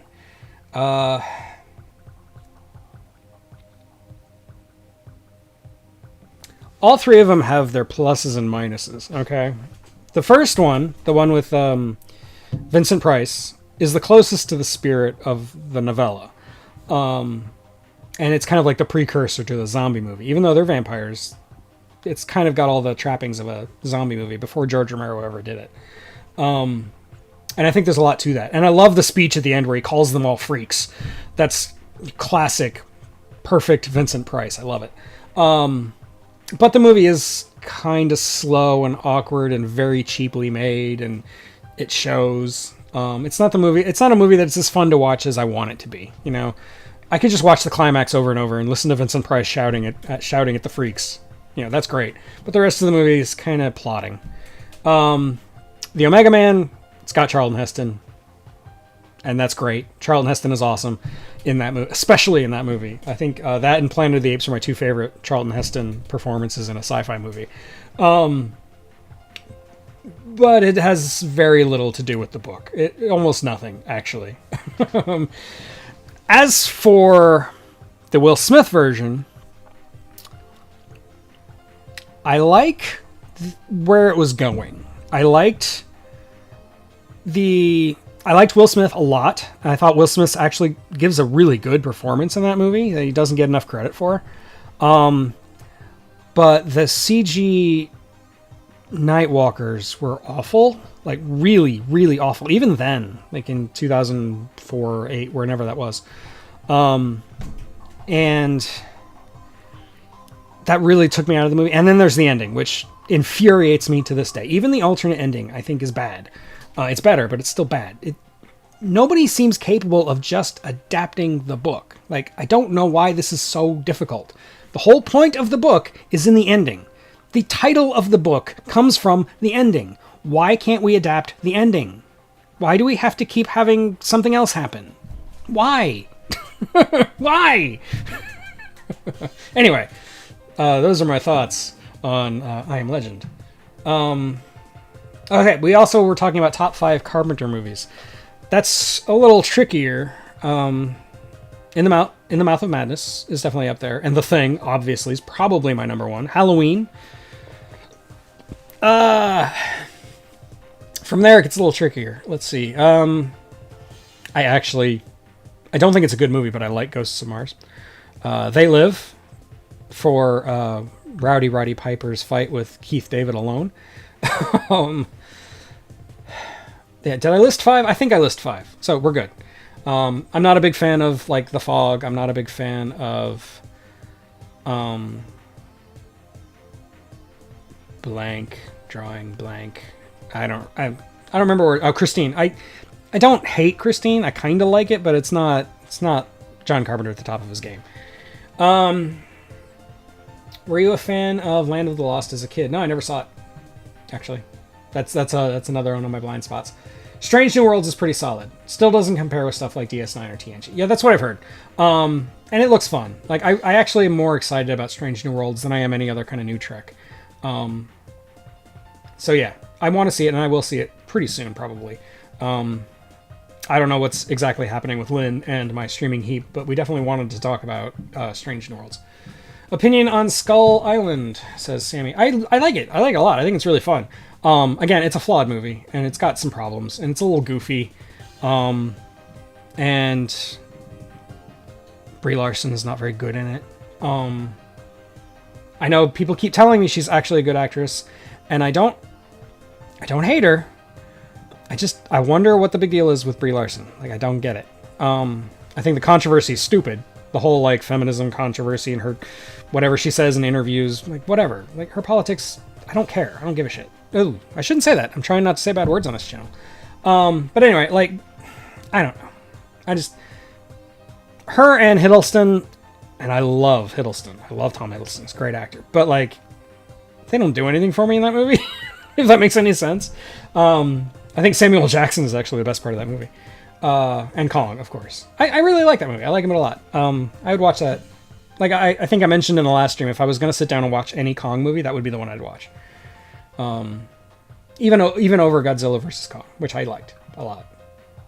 How would you make a werewolf movie? What new spin would you do?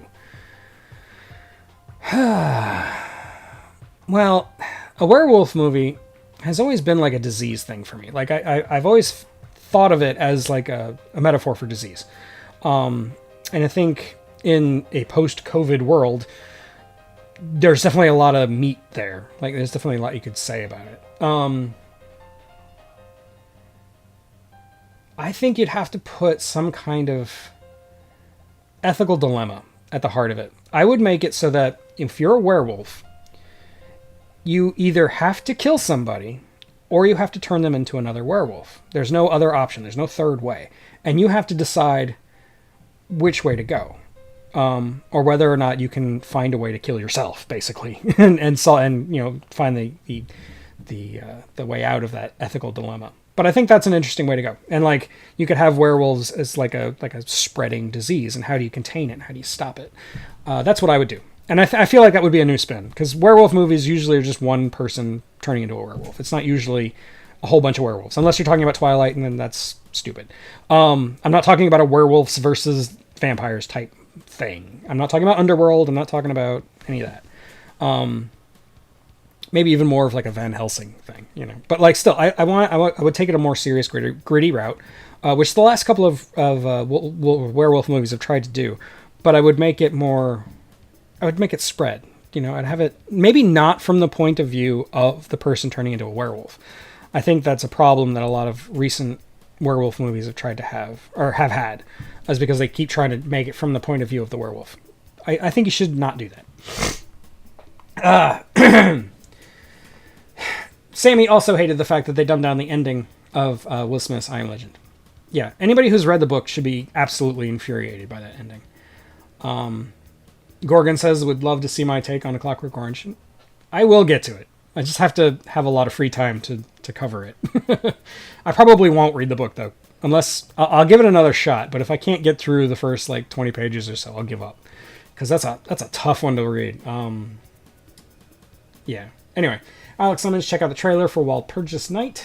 Yeah. Oh, and there was that one, Dog Soldiers. That's a really good werewolf movie where it's more like what I was talking about, like a gritty Contagion type thing. Yeah, Dog Soldiers. That's the werewolf movie I would have made. But, Dog Soldiers is actually really good. I wouldn't try to improve on that.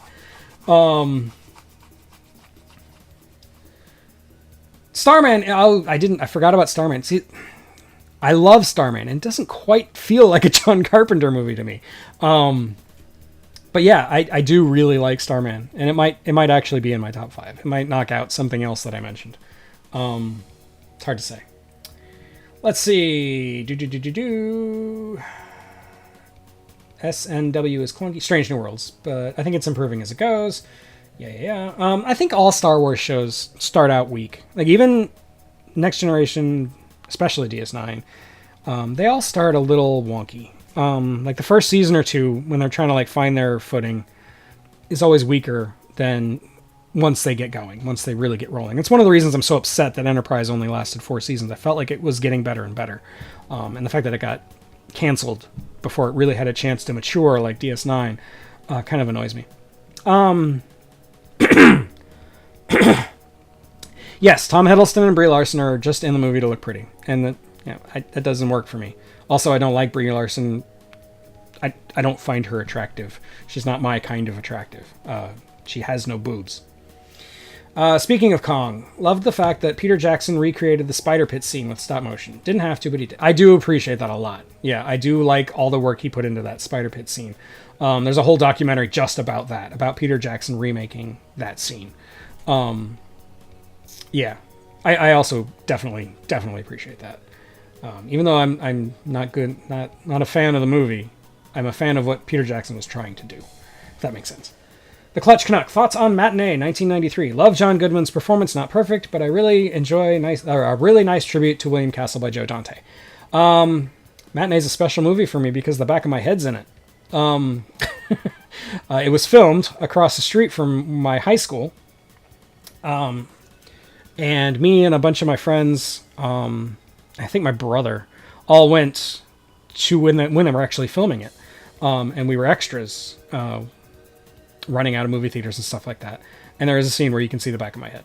But no, Matinee's a great movie. I think it's a very underappreciated movie. I feel like Joe Dante is a very underappreciated director. And I'm not just saying that because I listen to his podcast sometimes. If you haven't checked it out, he's got a really good podcast. Can't remember the name of it off the top of my head because my brain is broken. Anyway, yeah, I like Matinee. I like Matinee a lot.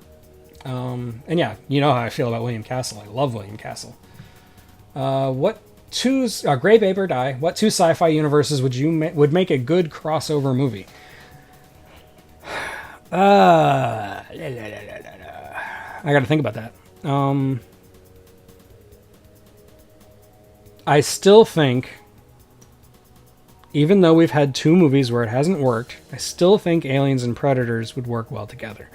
But I think setting it in the modern day or quasi-modern day is a bad idea. And putting it on Earth is dumb.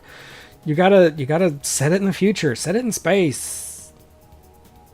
And I think you could do something like, if you've ever seen the original script that got thrown away for Aliens vs. Predator, it was floating around for a long time. It was on the list. I don't remember what they call that list in Hollywood, that list of unproduced screenplays. And it was really, really good. It would have made a badass movie, but they went with Paul Anderson instead. Anyway, Kathy Moriarty is an underrated beauty. I had a crush on her in Casper. Okay. God, I'm trying to picture her in my head. I thought Casper was Christina Ricci. I mean, I had a crush on Christina Ricci. The Clutch Canuck. Jackson had a very difficult time recreating the scene with motion technology. Shows how hard it was to do the effects. Yeah, it was extremely time-consuming, extremely finicky, and just makes you appreciate the artistry behind it all the more. Let's see. Sammy, check out the Spanish werewolf film called... stupid thing. Doesn't like me to scroll very much. Lobos de Arga, Attack of the Werewolves. Like Shaun of the Dead meets werewolves. Sounds fun. She was good in Room. That's what everybody says. Did she get the Academy Award for it, or did she just get nominated? I don't remember. That's the one they talk about. I guess I should see it before I have a fully formed opinion on Brie Larson. I didn't actually hate her as Captain Marvel. I thought that the script made her a very uninteresting character. Amnesia is a bad trope, man. It's very hard to pull off right. Let's see. Brie Larson has no boobs. Really? She was wearing a padded bra in Kong. I hate to break it to you. The Clutch Canuck. Aye, nice to know. We'll have to find you in that movie now. Maybe if I find it, I can show you a screen grab. And you're not going to be able to tell it's me. I have hair. Which, I don't actually have hair. Let's see. Yeah, Marion C. Cooper wasn't trying to say anything. He just liked making movies about big gorillas. Like, he wanted to fight like giant Komodo dragons and stuff. Like, he was just having fun. Like, this is just Marion Cooper just having a laugh, you know? I really love Marion C. Cooper, like, as a filmmaker, because he was just having fun. He knew what it was about, man. He was just having an adventure.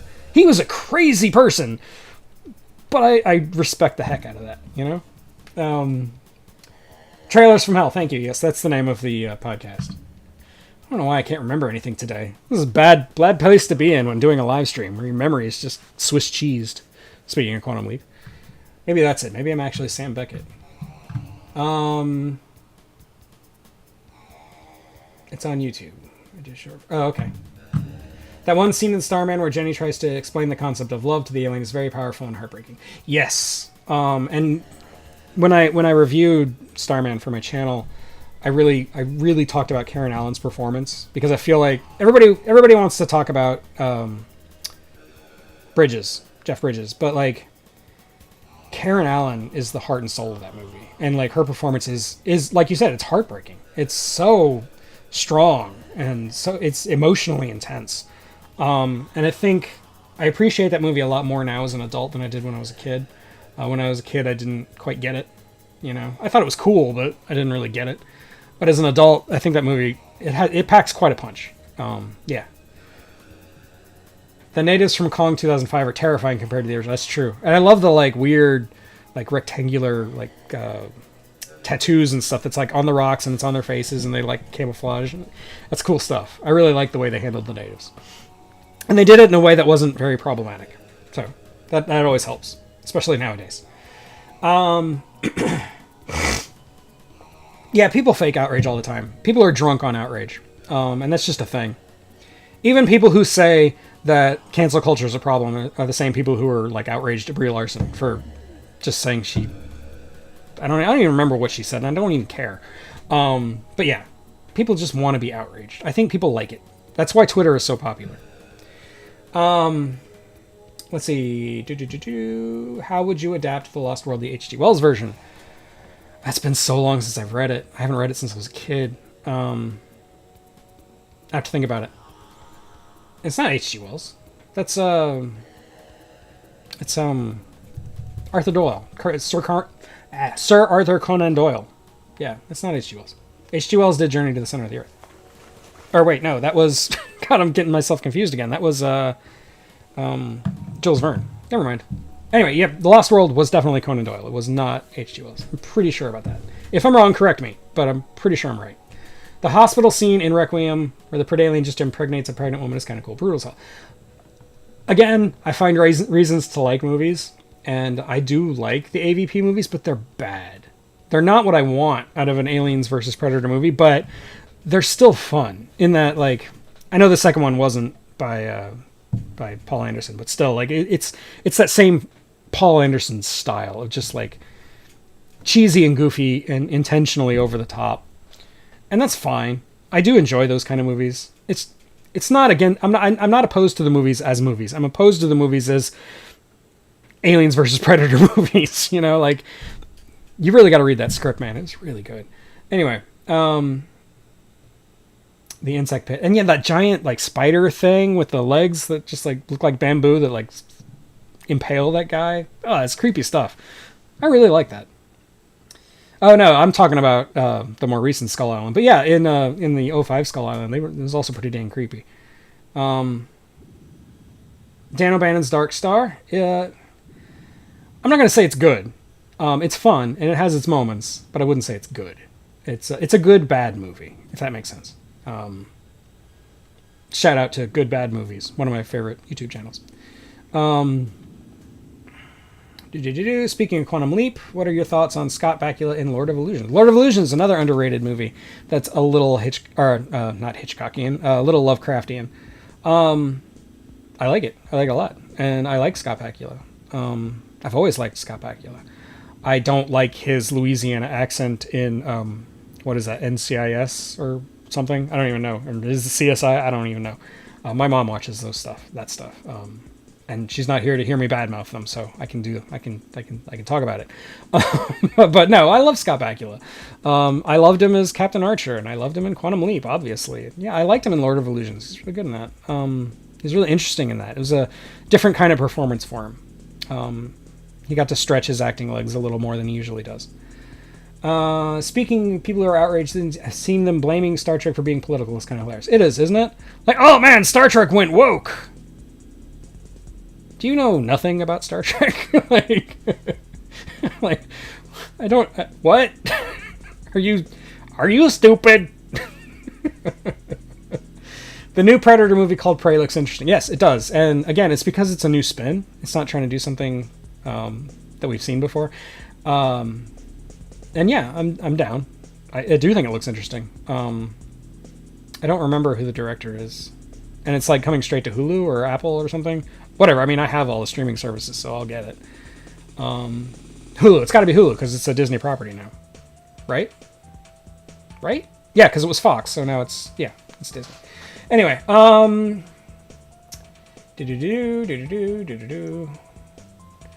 yeah, Dark Star is worth a watch. I'm not saying don't watch it. You should definitely watch it. And it really like helps you understand where Carpenter was coming from.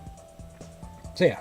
And I keep promising to do a review of it. I will one of these days. First crush ever. Well, she's married now, so. Let's see. First crush ever. Like in real life, I'm not going to talk about that. But let's see, first, like, movie crush or TV crush. I gotta think. When I was really little, like 7 or 8. And yeah, I was a pervert at 7 and 8, so, like, you know, I was kind of precocious in that way. I would say Dolly Parton from 9 to 5. Because, yeah, major boobage. Dark Star does have a great corny theme. Yeah, it does. Can't believe the 2017 Skull Island got away with a Cannibal Holocaust reference. Oh, yeah. Yeah. Luckily, if you know that that's a Cannibal Holocaust reference, then you're old enough to be okay with it. Because I don't think anybody... If a young person knows what Cannibal Holocaust is, it's because they sought it out, like, and learned about it on YouTube or something. So I think they're okay. But yeah, it probably got past the I want to say censors, but not censors, but the MPAA. Probably got past them because they just didn't catch it. Don't know if you covered this, but what do you think of Falling Skies? Is that the alien abduction TV show? I don't think I saw it. My issue isn't with them being woke so much as the writing quality's plummeted since Enterprise. Yeah, I mean, the writing quality has gone in a weird direction. It's trying to be different. I don't think it's always been... I think we put our nostalgia glasses on and we think of the writing from the originals better than it actually was. I mean, don't get me wrong. I do think that there was some amazing writing in earlier Star Trek stuff. Especially in the TNG DS9 age. But there's always been bad episodes. There's always been bad writing. There's always been inconsistent writing. I think that's just part of Star Trek. But I think one of the things that New Trek should learn from old Trek is that New Trek doesn't take outside opinion into account. Like, old Trek, even back to the early days of DS9, they would take scripts from just anybody. Just Joe Schmo could write a script and send it to Paramount, and they would consider it.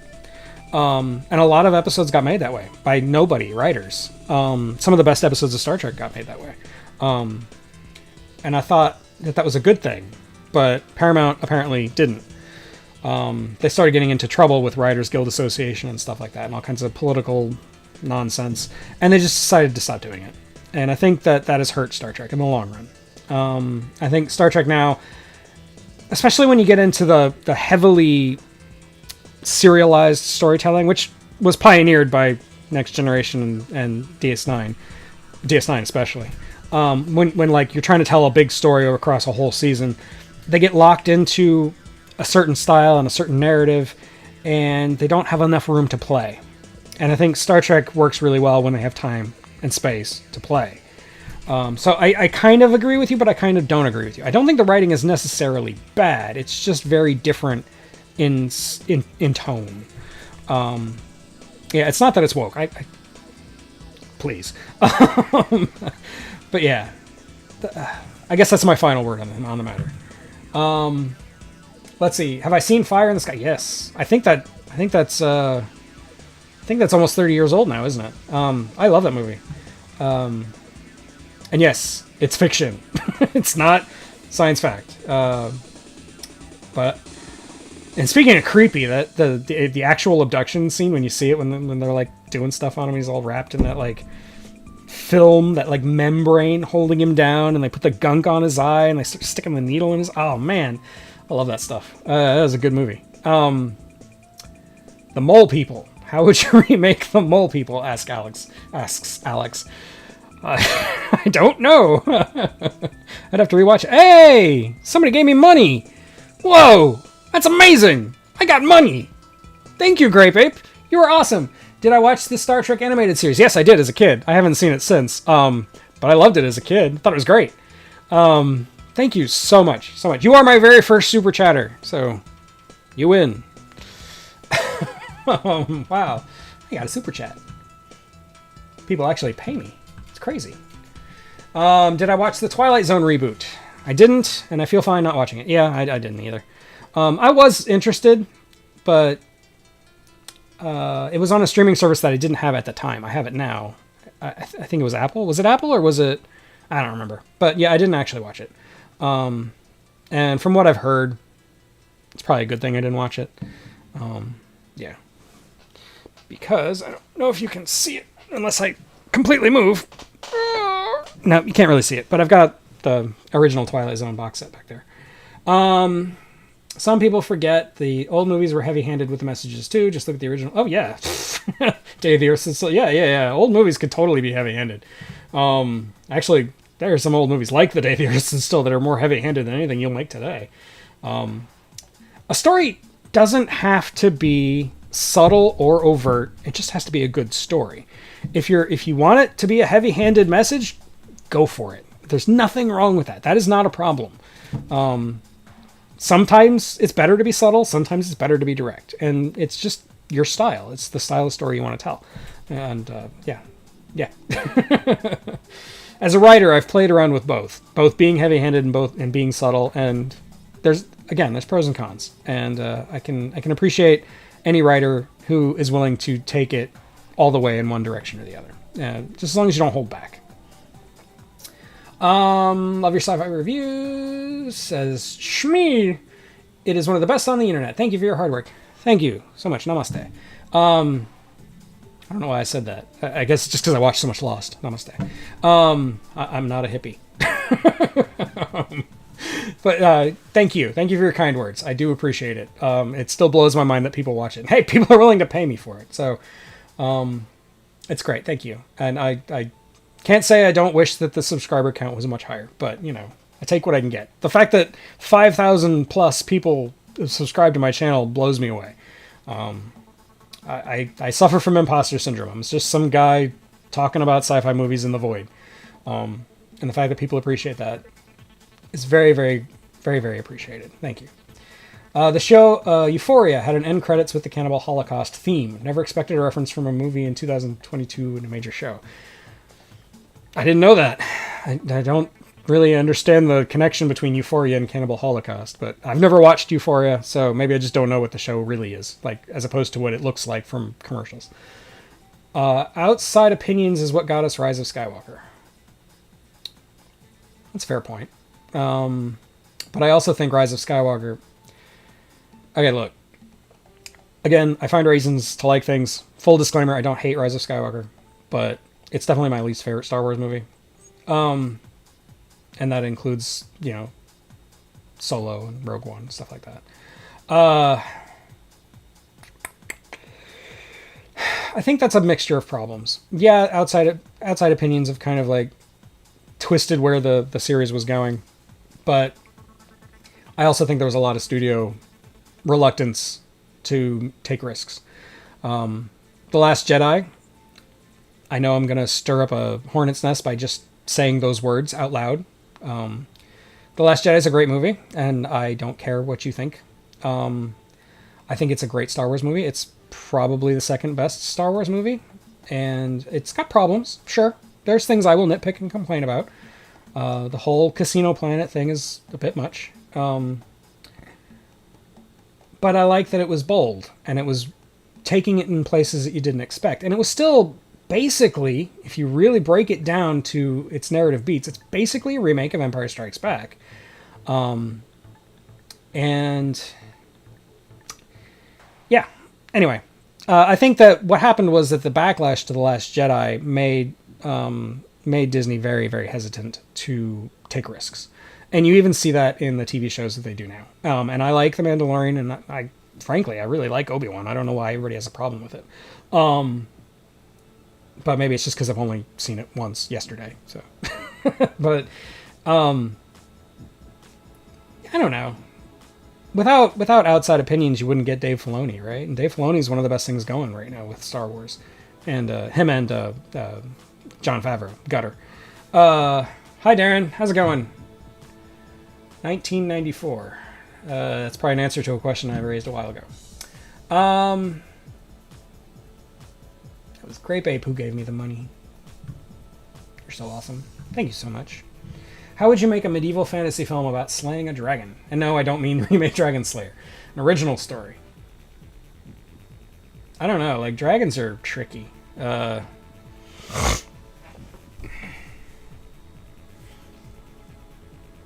You don't want to do the like gritty fantasy dragon because we've seen a lot of that lately. I think it would. I think I would really lean more into the fantasy. Go the Willow route. I mean, I know there. I don't think there was a dragon in Willow, but like that kind of universe where it's not dead serious.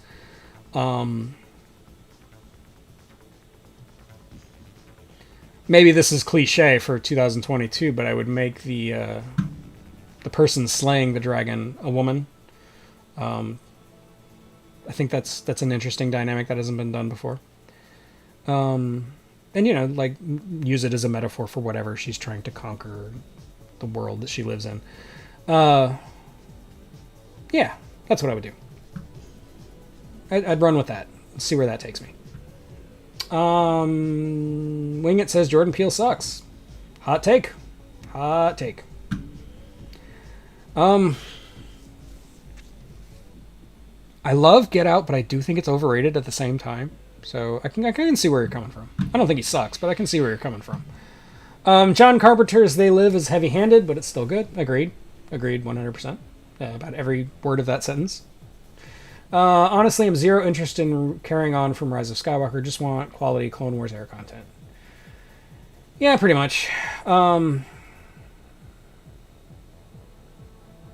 You could do post Rise of Skywalker content. But I like the idea of what is it Taika Waititi who's doing? I don't even know. Somebody's doing a Star Wars movie that's like has nothing to do with characters, Like it's set in the same universe, but it never tries to tie into everything else. Like every other Star Wars property tries to tie itself to everything else, and that gets exhausting after a while. Heck, even like Book of Boba Fett just decided to become the Mandalorian for a couple episodes. Like literally, it just became episodes of the Mandalorian inside the middle of Book of Boba Fett. And how everything has to tie to the Skywalkers is it's exhausting. It's really exhausting. And I think that there's a lot more storytelling potential if you get away from that. And I think you can tell a story outside, like even past Rise of Skywalker. You can tell stories. But yeah, I'm not opposed to the idea, but I think we need time. I think we need more time to just let what we have sit, keep exploring the Clone Wars era stuff, and like I said, I like Obi-Wan, so like that time period between the prequels and the original, and the shortly after the original, like the Mandalorian. There's good stuff there. Just keep exploring that, and wait a while before you start going into the future of the universe.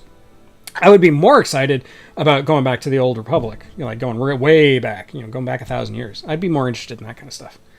But that got canceled, I think. Do you think streaming platforms have the effect of siloing audiences? Yeah, it does. Very much so. Especially with like Marvel and Star Wars, like it's not so much a saturation point, it's just that there's so much content and people have to pick and choose what they want to watch. And when you're dealing with big franchises like that, it just the audience starts getting narrower and narrower, starts getting siloed off. And yeah, I think that's a problem. I think that's a problem of modern entertainment that we're going to have to deal with. So yeah, I agree completely. Very good insight, John. Wing It. Mainstream audiences bringing back the horror genre, even though it was never gone in the first place. Yeah, horror's never gone anywhere. It's always there. There's like waves of styles of horror, and yet every few years I hear horror is making a comeback. Like, where'd it go? Yeah, I get what you're saying. Thank you again, Darren. Thank you for thanking me. I don't know how to take compliments. Alex Lemons say let the franchise sleep for a few years, and yeah, I think they get a little crazy, especially talking about Star Wars and Marvel. I think they put out too much. I think that they're a little what's the phrase, over their skis. I think there's too much content. And I'm a big Star Wars fan. I'm more of a Trekkie than a Star Wars fan, but I'm still a Star Wars fan, and I'm not even watching it all. I can't keep up. I'm 43 years old. I got a family. I got things to do. The sequel trilogy isn't my thing, says Sammy. The visuals look amazing though. Fair. I don't have beef with people who have a problem with the sequel trilogy. I just have beef with people who are very loud about it. Like, it's fine. I can understand not liking it. Fair. I'm not sure that George Lucas would have done it any better. I'm not. We look back on the prequels with rose-colored glasses. They're not that great. They're okay. And I really like episode 3, but they've also got some pretty significant problems. Anyway, blah blah blah. That homeless clone trooper from Kenobi reminded me how much I want a live action set during Clone Wars. Yeah, me too. I would love to see a live action Clone Wars show. Ewan McGregor and Hayden Christensen are obviously too old. But you could have it follow other people, obviously. Like I was saying before, it doesn't have to tie into everything else. I really want to see a live action Ventress. Really, really want to see a live action Ventress. Mahler has 4 videos totaling 5.5 hours going over The Last Jedi scene by scene. Well, that sounds exhausting. Willow had that 2-headed serpent monster. Yeah, that's what I was kind of sort of thinking of. I couldn't remember. I think it's in the back of my brain. I haven't watched Willow in a while. Wing It is apparently having PMS. Good for you, Wing It. How would I design the dragon? Good point. I gotta think. How would I design a dragon?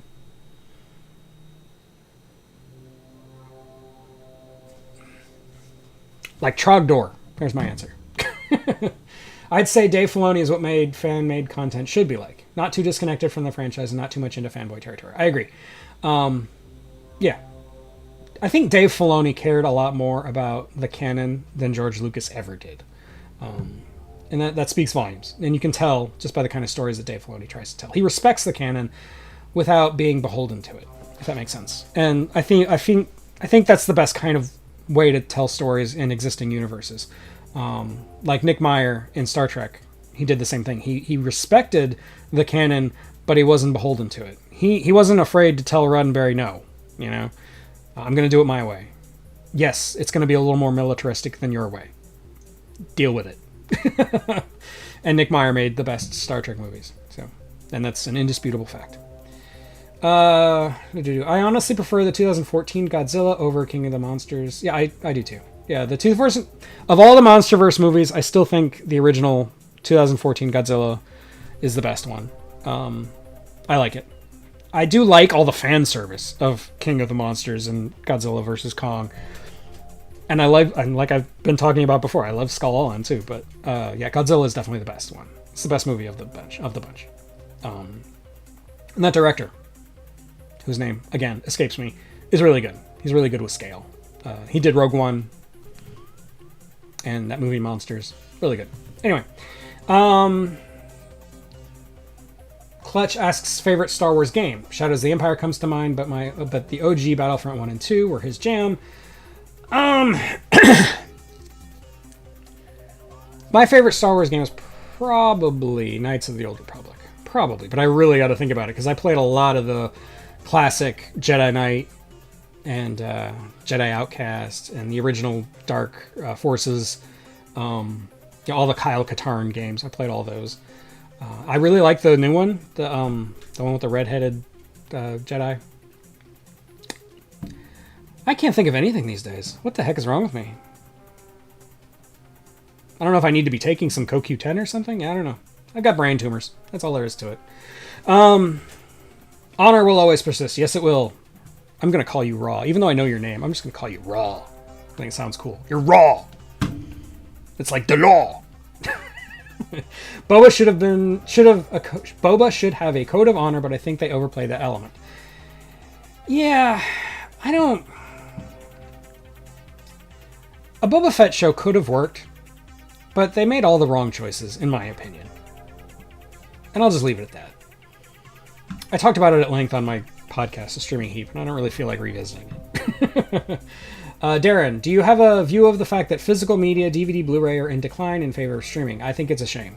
As somebody who still reads books the old-fashioned way, doesn't like to read them digitally, and somebody who, still relies on DVDs for what he does and loves special features, which you don't really get from streaming, I think it's a shame. I really do. I don't like the trend.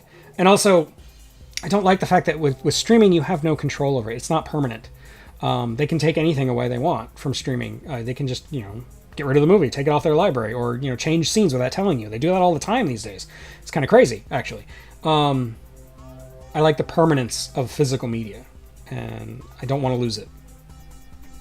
So, yeah, maybe that just makes me a curmudgeon, but it's honestly the way I feel. We really shouldn't lose physical media. Prequels had their moments. I'm mostly thankful for both Clone Wars shows. Yeah, I agree. I think the Clone Wars show was better than the prequels. Yeah, both of them. The Gendy Taranovsky version and the one we know, the Dave Filoni version. That's the reason why people these days praise the prequels, because the character development from... Yeah, exactly. I think they retroactively like the prequels more because they got all the backstory from the Clone Wars. I think you're right. I think you're absolutely right. I do still kind of like Episode 1. There's some weird nostalgia I've got for it, even though I know it's a bad movie. I still like it a lot. It's weird. I can't even explain why. Also, the woman I married bought a Droideka Lego kit, and we built it together in her apartment. Good times. Let's see. Yeah, Clone Wars had time. I think that made a big difference. I don't mean to knock on George Lucas. I respect George Lucas a lot more than most people do, actually. But he wasn't very good at character. And I think that Dave Filoni is. And the writers who worked on Clone Wars are really good at character. And I think that's what retroactively made the prequels better, is because you got a lot of character development that fit. Again, it was that they didn't take anything away from the prequels. They didn't say, we don't like this, so we're going to change it. They fit what they had. They fit the characters into what the characters were from the prequels. Like they were able to square the circle. And that's hard work. I'm not saying that's easy. It's hard, but they did it. And I feel like that's the way a writer should approach things. It shouldn't just be like, I'm going to tell the story I want to tell in this universe that already exists, because that's what I want to do. So screw all the stuff that doesn't exist. You still have to respect the canon. That's what I mean by respecting the canon but not being beholden to it. It's a really fine, delicate balance, and it's very nuanced. It's a little hard to nail down exactly what I'm trying to say, but I think you get me. I think you do. Ghostbusters Afterlife is just fan service for the sake of fan service. Don't knock fan service. The movie treats everything as a holy grail, even down to the chocolate bar found in Egon's coat. I haven't actually seen Ghostbusters Afterlife. I love Ghostbusters, but I didn't see the point. Gareth Edwards, thank you. You are spelling that terribly. Well, you're spelling Gareth wrong, but Edwards, it's spelled right. Yeah. Underrated director. I think he got done dirty with Rogue One. Let's see. I'm way behind. I may have to skip a few things. VHS Forever. I actually still have a couple of VHSs. 6-year-old Potbelly hanging out with the Inspector Gadget kids. Okay. I'm assuming you're talking about Ghostbusters. The DVD menu of Captain Spaulding in A House of a Thousand Corpses is why I love physical media. I gotta check that out. Gone with the Wind suffers from tampering. Yes, it does. People think it's problematic now. And maybe it is. I don't know. I haven't seen it. Yes, we built a Droideka together. You know what I'm saying. You get it. The editing in the prequels is kind of wacky, but hilarious. Yeah, I agree. Which is weird, because George Lucas, before the prequels, was actually really good at editing. Even back to his experimental film days, THX 1138 and stuff. His editing was top notch. I don't know what happened to him. I really don't. I understand what happened to him narratively, how he got full of himself and didn't have any people around him to say no. But when it came to editing, I don't know why he lost that skill. You'd think that would be a skill that would maintain, like riding a bike, right? Whatever. I guess he just got lazy. Let's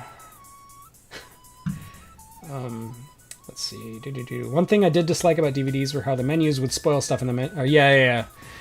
That was a pet peeve of mine, and still is. When the DVD menu will show you something from later in the movie, or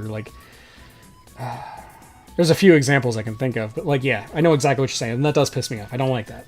And I think one good thing is that a lot of DVD menus have been streamlined. They're not so fancy anymore. I think they got a little full of themselves, especially like what comes to my mind is like the Harry Potter movies. The Harry Potter DVDs and Blu-rays, getting to the actual movie takes like half an hour. It's what it feels like. It doesn't literally take half an hour, but it feels like it. Because they just keep showing you like stuff coming out of the mist. Here's Harry Potter in this scene. Here's Harry Potter in this scene.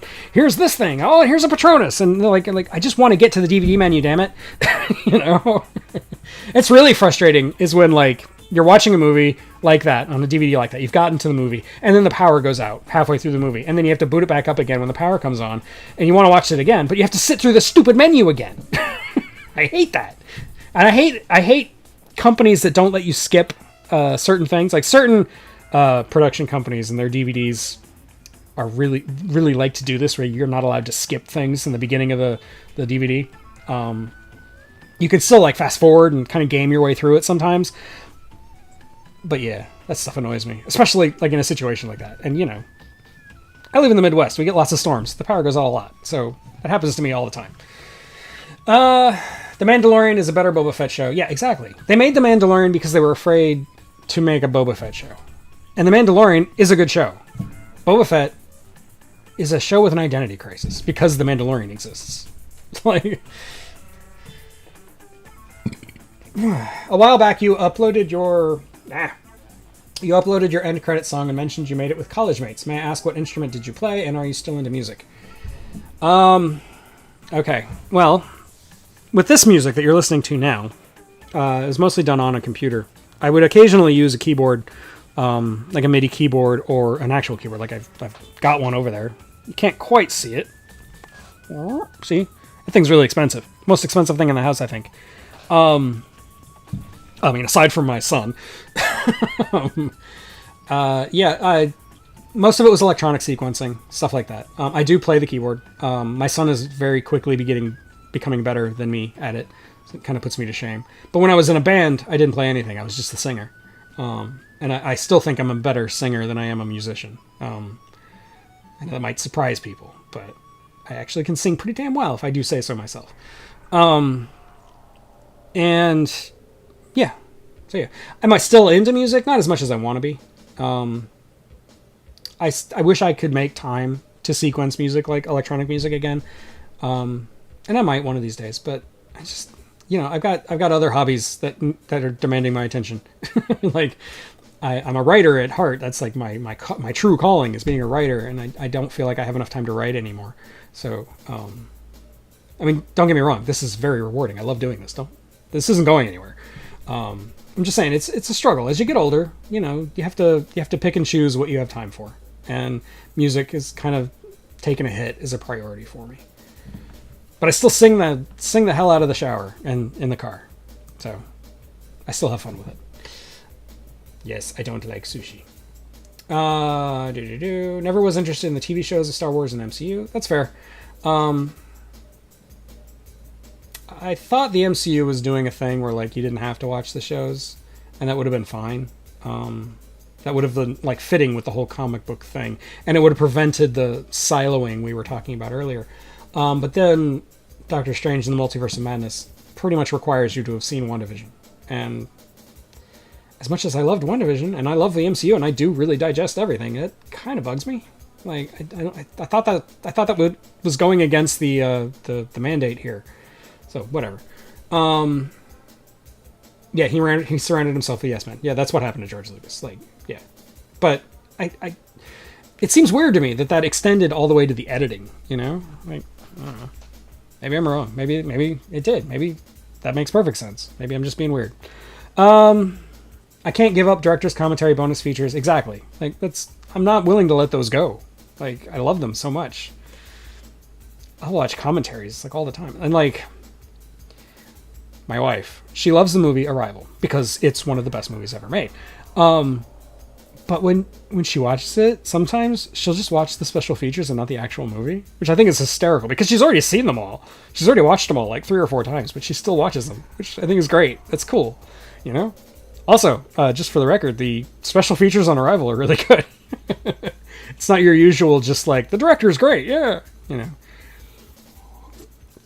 What's your go-to music genre? Well, that depends. If it's just me, by myself, with nobody else around, it's mellow jazz. I'm a big fan of like. I'm a big fan of like Ella Fitzgerald. Classic 40s jazz. Benny Goodman. I'm drawing a blank, but there's others. Dave Brubeck. A lot of classic jazz. It's my kind of thing. I also really like 80s music because I grew up in the 80s. 80s rock. I'm all about it. Hair bands all the way.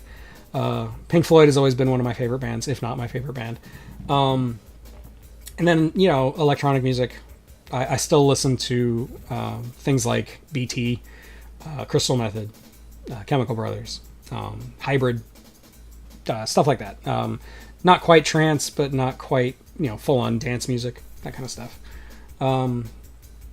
Depeche Mode, Duran, 80s pop music, big fan. Yeah, that pretty much covers it. Oh, and I love blues. B.B. King, Eric Clapton, Johnny Lang, big fan. Even like Tracy Chapman, give me a good Miles Davis. I love Miles Davis. Anyway, hate trailers at the start of DVDs. Yeah, me too. They're just so annoying. I got a lot of my DVDs like when Blockbuster and Hollywood Video were going out of business. They would have these like big flash sales where you could buy like a dozen DVDs for $1, stuff like that. A lot of my DVD collection comes from that. So they're all like rental DVDs because they made different types of DVDs for rental, and those are the ones that usually have trailers you can't skip. So that's why that frustrates me so much, is because so many of my DVDs are technically rental DVDs. Let's see. Would you like to play an orc background extra in a live action movie or show? Yeah, sure. You offering? I'll do it. You gotta pay me though. Being from Britain, what is your favorite British TV sci-fi show and why? Well, I'm not from Britain. I'm guessing you're saying you're from Britain. My favorite British TV sci-fi show. Well, I'm not as well versed in it as I'd like to be. Like I was talking about at the very beginning of this stream, I've never actually seen Blake 7, even though I want to. And I haven't gotten into Doctor Who just because it's so daunting. I have nothing against it. I just haven't gotten into it. So I don't know. I don't know how to answer that question. I like Red Dwarf. There you go. I'll say Red Dwarf. Spidey College Trilogy and Guardians of the Galaxy 3 are the two main things I'm looking forward to from the current MCU. Yeah, I think so. I think I agree. I'm trying to think of other things, but yeah, pretty much. I am curious to see what they do with Blade, but I'm not really expecting much from it. Anyway, I look forward to any James Gunn movie, says Sammy. Yeah, exactly. Black metal. People get so hung up on the different subgenres of metal. I'm not really sure what you mean by black metal. Hairbands. Then you love Peacemaker. I do love Peacemaker. Speaking of James Gunn, the whole like when he's playing the piano version of that Motley Crue song. I love it. It's great. It's cheesy. It's stupid, but I love it, and it's so perfect for that show. Yeah. Have a good Father's Day. Yes, thank you. I intend to. I do like Rush. But if John's still here, he can talk your ear off on Rush. It's like his favorite band of all time. Obscured by Clouds, fantastic Pink Floyd album. Yes, it is. Soundtrack to a bad movie, though. Right. I don't know if I've ever actually seen it. Space 1989, a UFO. Anyway, let's see. It's been, 2.5 hours? I think I'm going to call it. Ugh, my neck is starting to hurt. This has been really fun. I really enjoyed this, and I want to do this again. This is great. So thank you. Thank you all. This has been great. Way! I love you. I love you all. I love that you enjoy my content and you're willing to sit there and listen to me babble for 2.5 hours. That's something. And I don't understand it, but I love it. Thank you. I'm going to go now. I'll see you next time. Look forward to next week. I'm going to be dropping a review of Flight of the Navigator. So, because you made it this far, I'll let you know. Even though if you watched last stream, you already know. I do love the Guardians of the Galaxy game, by the way. I think it's really good. Yeah. Anyway, see you all later. Thank you all. And stop.